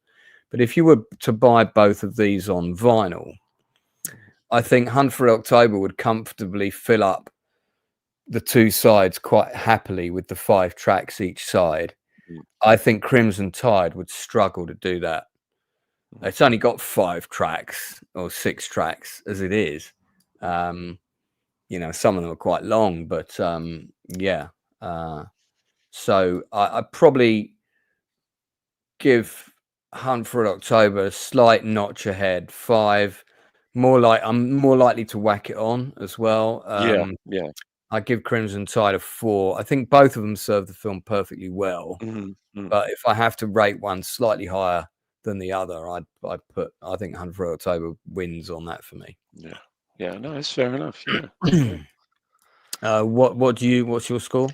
I would give them a 5 each. I really would, because like I say, I just think that they're both masters at what they do. Hans Zimmer was certainly a master of what he used to do. What he used to do. Very tactfully put there. But he's getting on a bit now. He's got to have his army of minions, isn't he? He was very good. But like I say, I think this is part of the magic of the creation of a movie. When you have composers of this caliber creating something literally out of nothing. This amazing piece of beauty comes out of somebody's head. I just can't. Honestly, it blows my mind. It really does. It really does. And I've got so much admiration for musicians and what they do, particularly these kind of composers, because they've been responsible for so many incredible emotions in me. Not just in the context of the movies, but listening to the soundtracks, like you said. You put a soundtrack on and you listen to it while you're writing, listen to it while you're working, and you can't help be moved by what these people have created. I just don't understand it. It's a world that I wish I knew how these people could do it, and you could bottle it and sell it, but you just can't. You have to have something in you. You have to have, a gift this incredible gift that all of these composers have, and hats off to them all. I think they've been responsible for so much emotion in me over the years, over my lifetime. Yeah. They've made me cry. They've made me excited. They've really helped my heart sort of race and thud. When I listen to a certain piece of music, they excite me. It's all kinds of emotions that you can draw from these compositions. And like I say, these are two very, very good, very competent composers. And bless them for what they've done. Yeah, well, I can't disagree with any of what you said. In fact, I positively agree. So, final scores then. So, with me knocking 1 point off of Crimson Tide in that category only, that means that of a potential, because we're doing, it's 50 points in all, isn't it? Yeah. From the two of us. So, Crimson Tide is the clear winner with 49 points out of 50, whereas Hunt for Red October is considerably less, but no less worthy a movie. So yeah, Crimson Tide is the winner here. I mean, if I'm going to whack on a Submarine film, or a friend of mine hasn't seen this movie and we want to watch something, that's really tense, that's not as long as Heat, shall we say? This is, this Crimson Tide is the one I'm going to put on. Absolutely agree. Yeah, absolutely agree. Yeah. And it's also, one of Hackman's best performances. Some people would argue it's his best performance. It's certainly one of my favorites. I mean, I forgot when we did the Hackman birthday stream, which we did on his birthday. This was before he died, only a few weeks ago. It was like 2 weeks before he died. The Inside Man and I picked our favorite top 5 Hackman performances in no particular order. So it was just the 5 standouts for us, but it wasn't like one was ahead of the other. I forgot that we decided we weren't doing that. So it was just 5 that we thought were really great. And we both picked Crimson Tide. We both picked No Way Out. I think we both picked Mississippi Burning. Yeah. And then you picked The Conversation. Yeah. I picked Runaway Jury. And then I can't remember what was the other. We both picked The French Connection, maybe. We both picked The French Connection. So, yeah, I mean, of that list, this probably is my favorite Hackman performance if I had to pick one, and it's hard to pick one. But yeah, it's an outstanding film. He's outstanding in it. Grumpy Curmudgeon says, for me, Red October is head and shoulders above Crimson Tide. No, it's not. It's sunk without trace. Because as you said in chat earlier, Lance's vote is the only one that matters. That's right. Yeah. So, Hoosiers. Oh, I did pick Hoosiers. Yeah, that's right. Yeah, yes. I picked Hoosiers. You picked French Connection. I picked Hoosiers. Yeah. Because French Connection didn't mean the same to me because I saw it much later after I'd seen a lot of other Hackman films. Hoosiers. Thank you for reminding me, Wormy Spoons. By the way, Hoosiers is now available to watch on, I think it's either Amazon or Netflix, but both channels, all of them have got loads of Gene Hackman films now. So like Amazon, literally Runaway Jury, movies expire in 30 days, and I saw it was up for even though I had it on DVD, and I thought, I'm going to watch it. Great Gene Hackman film. And then as soon as it had expired, he died, and Netflix grabbed it, and now they've put it on their channel. We can squeeze a bit more blood out of that stone. People will be watching Hackman films. Let's make some money. Yeah. So call me cynical, but that is what's going on there. Of course it is. Yeah. Of course it is. So great. That brings us to the end of this Submarine special. Before we wrap up and say our goodbyes, we are going to be back on Tuesday at 10 o'clock to do the Nielsen ratings. We'll be talking about Adolescence, the new 4-part miniseries from the team behind Boiling Point, directed by Phil Baranti, who, of course, was on Band of Brothers with The Inside Man. And we'll be talking about, is it Electric City, the strange robot thing with General Peanut. Can't wait to talk about that one. Can't wait to see what Inside Man has to say about General Peanut. A couple of other things I watched. Delicious, which is a pretty interesting French movie that's on Netflix. I don't want to say anything about it, but Inside Man, that's worth your time. Oh, yeah. So if you fancy it, if you can fit it in as well, Delicious is a pretty good film. And I've watched a couple of other things as well. But yeah, Delicious was good fun. Other submarine films. I mean, I've picked two of my favorites. They both happen to be Modern Warfare. You know, if you were going to do a top 5 submarine movies, Das Boot would definitely be in the list without a doubt. Yeah. What else would you put in a top 5 submarine movies list?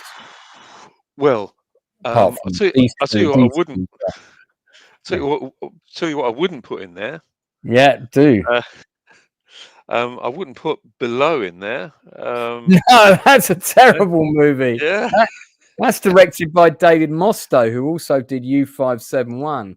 Yeah, and I wouldn't put U571 in there either. I wouldn't. I do love the scene where they take over the submarine. I think that's a great sequence. Yeah. It's I've shown that clip on movie quizzes, but yeah, the film is bollocks. It's terrible. Yeah. But yeah, I mean, Run Silent, Run Deep that's a good one. Yeah. That is, I remember watching that on the TV and for the first time, and I was like, wow, this is a really good film. K-19, The Widowmaker is not a bad movie. That's with Harrison Ford. And then Hunter Killer. Hunter Killer is okay. Not all of it takes place on a sub. It's okay. The Pink Submarine movie, you might be thinking of the Beatles' Yellow Submarine, perhaps. I'm not sure about that. Or do you mean a submarine movie starring Pink, which I'm also not familiar with? That's the case. I mean, the Pink Submarine a euphemism? Well, that would be telling. Yeah. There was a pretty good one that's based on a true story, starring David Duchovny. Did you see that one? I think I have the DVD of it. I'm trying to remember the title. It's had a few different titles. It's based on a true incident of a Russian submarine that went down, partly because of a mutiny on board. I think I know what you're talking about. Yeah, it got commissioned off the back of, I think, the success of Crimson Tide, and it may have even been a made-for-TV movie, but it's a good movie. I'm just searching through his IMDb to try and find it here. I thought he had a role in Space Above and Beyond. I did not know that.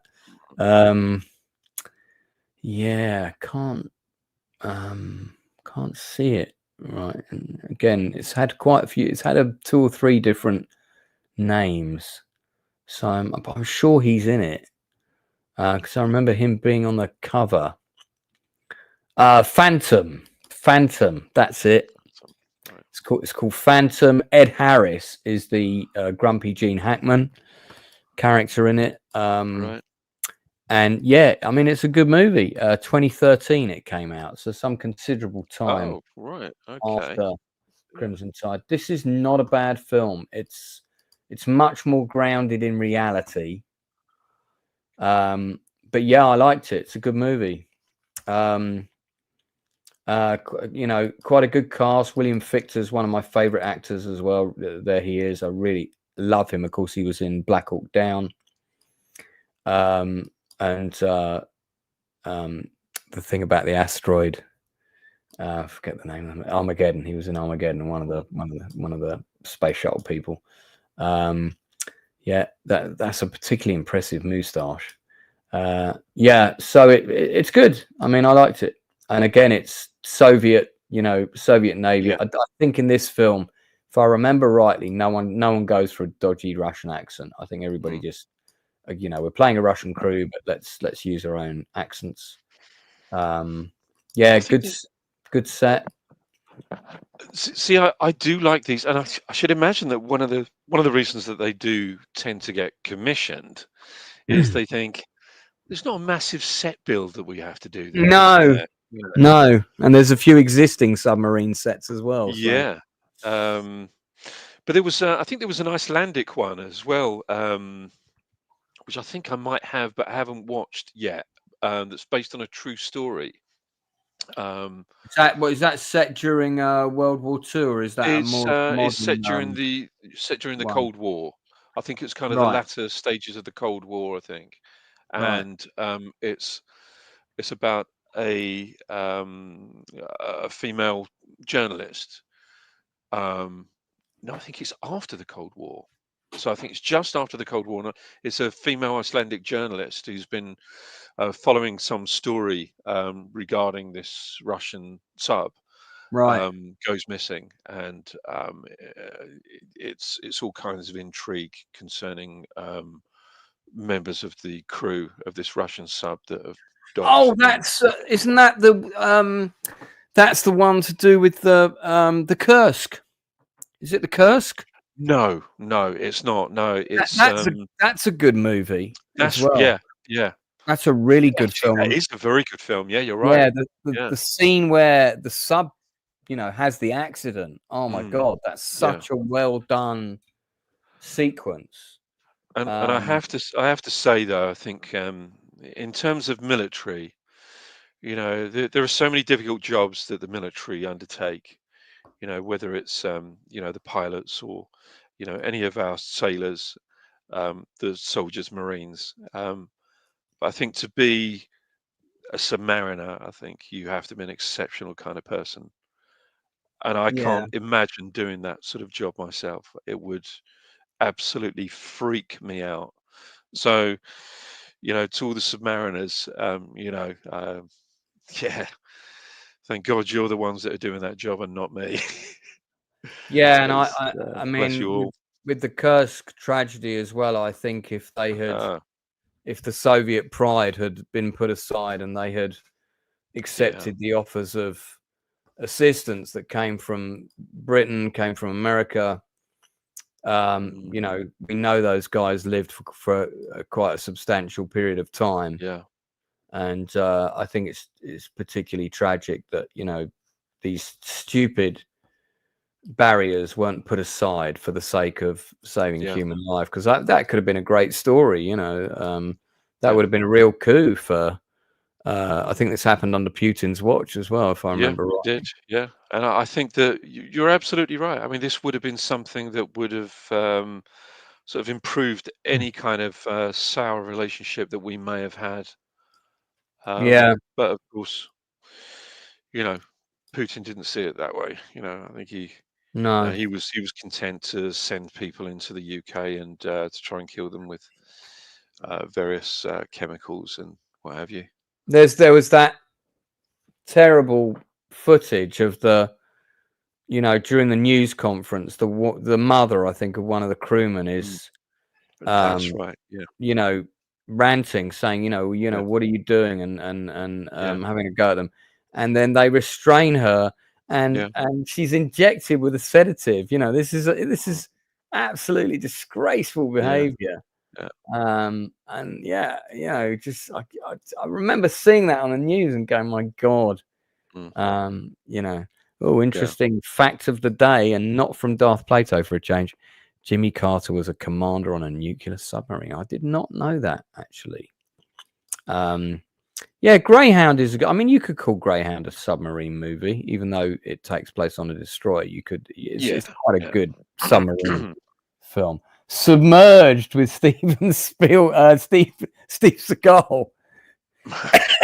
Submerged with Steve Seagal. I think it's a Seagal movie. A friend of mine worked on that, and he said it was an absolute fucking nightmare working on Submerged. Yeah, absolute nightmare. I think Michael Dudikoff did a submarine movie as well. I remember watching it thinking, this is pants. This is not. I think you're right, actually. I seem to recall that. Yeah, I mean, you know, I'd actually really like to get him on the channel, and I have tried to find a way to reach out to him. Because, you know, again, he was one of the sort of canon, you know, they're trying to push all their own studio stars, weren't they? And he was another one they were trying to build a career around. And I first saw him in arguably Tom Hanks's best film, Bachelor Party. So yeah, Tom Hanks. I would argue Big, but oh yeah, I do love Big. No, actually, I mean, Big is probably his best film. I just really love Bachelor Party. It's great fun. Yeah, it is actually. It is. Countermeasures, I believe, is it Countermeasures when an elite Russian nuclear submarine carrying a doomsday weapon is hijacked.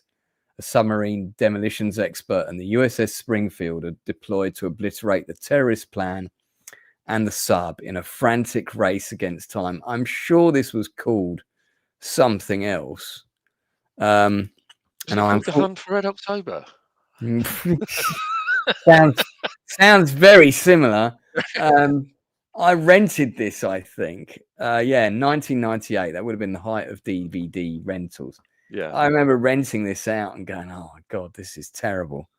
It was not a good movie. And I think they even nicked footage from other films.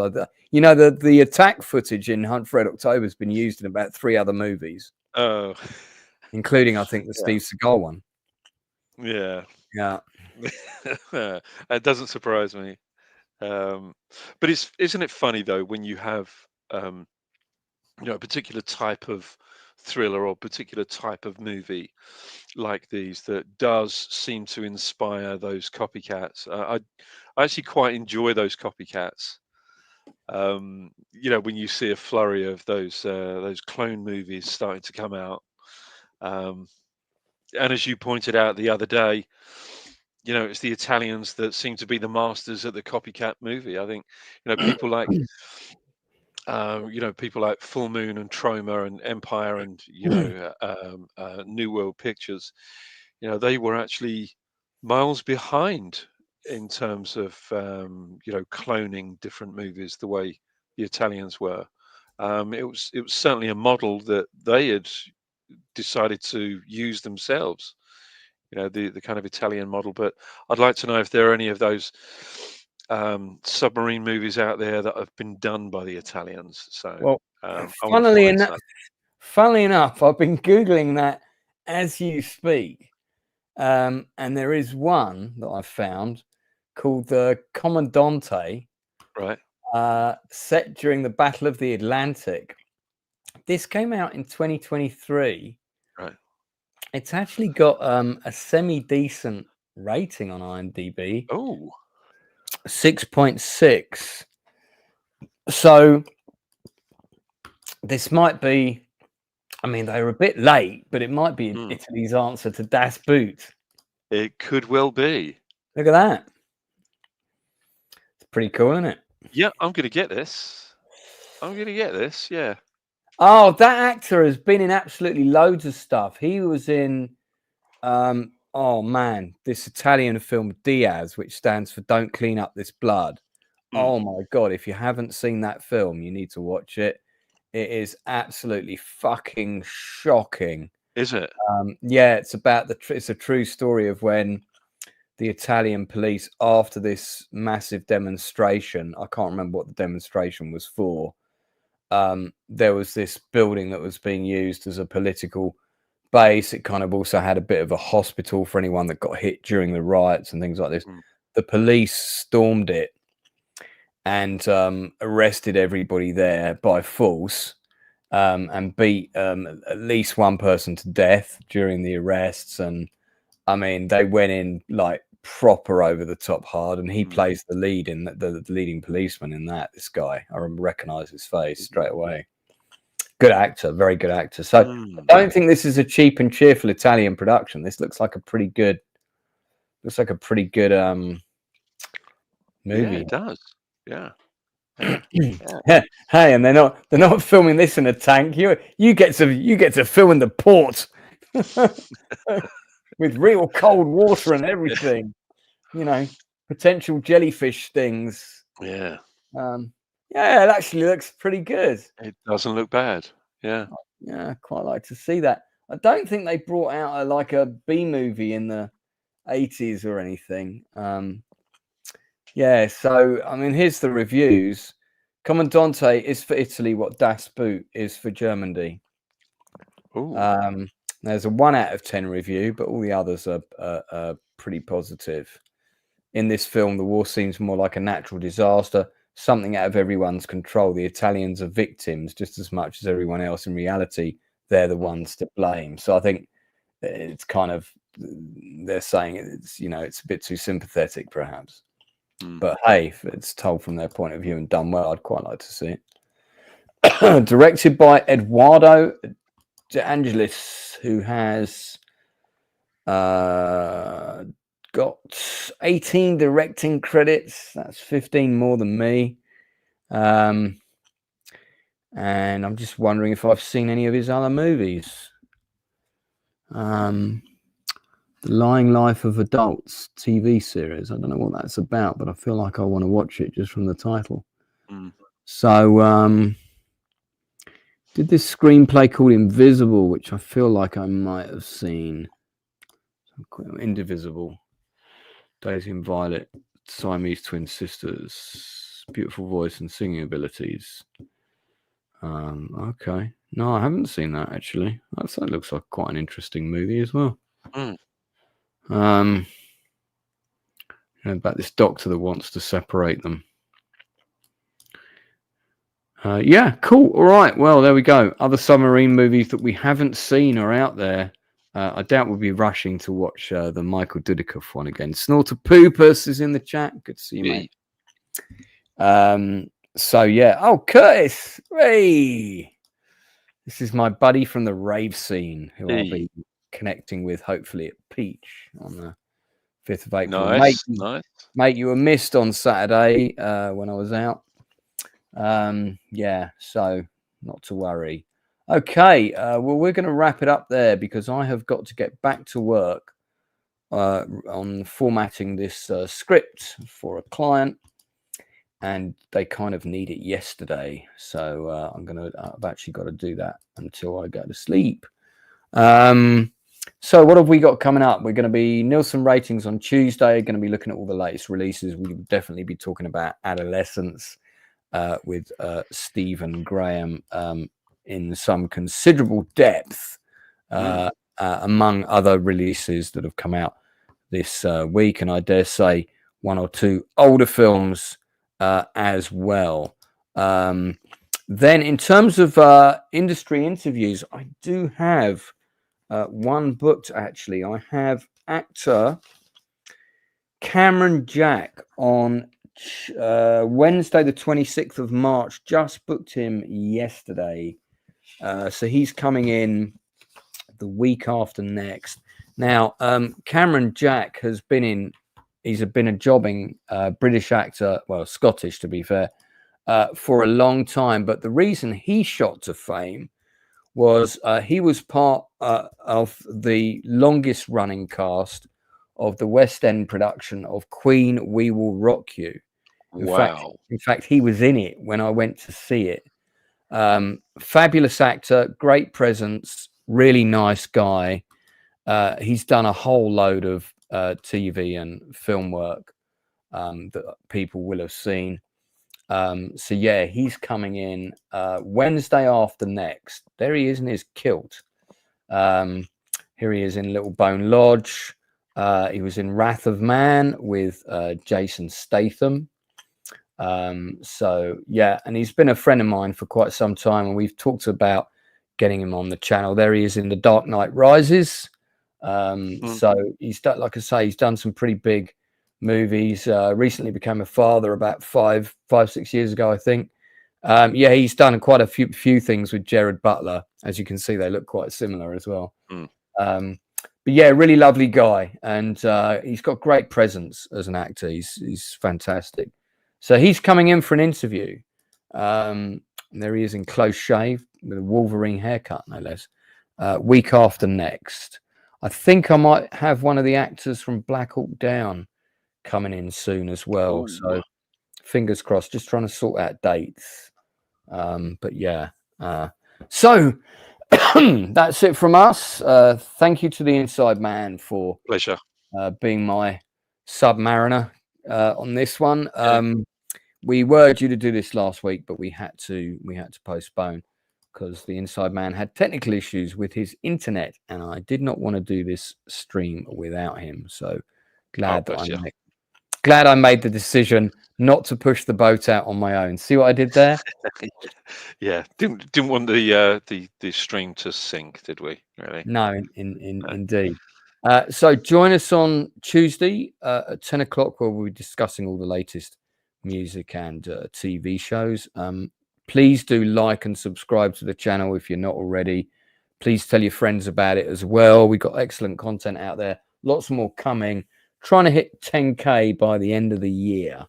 So it may happen, it may not, we shall see. Algorithm on Facebook is an absolute pain in the arse. So we are really dependent on you, our regular supporters, to spread the word and help us grow.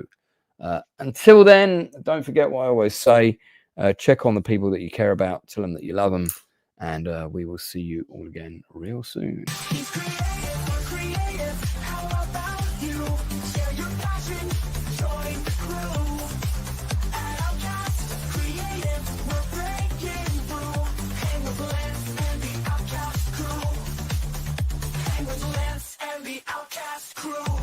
Interviews with fellow artists on the rise, and reviews that might surprise.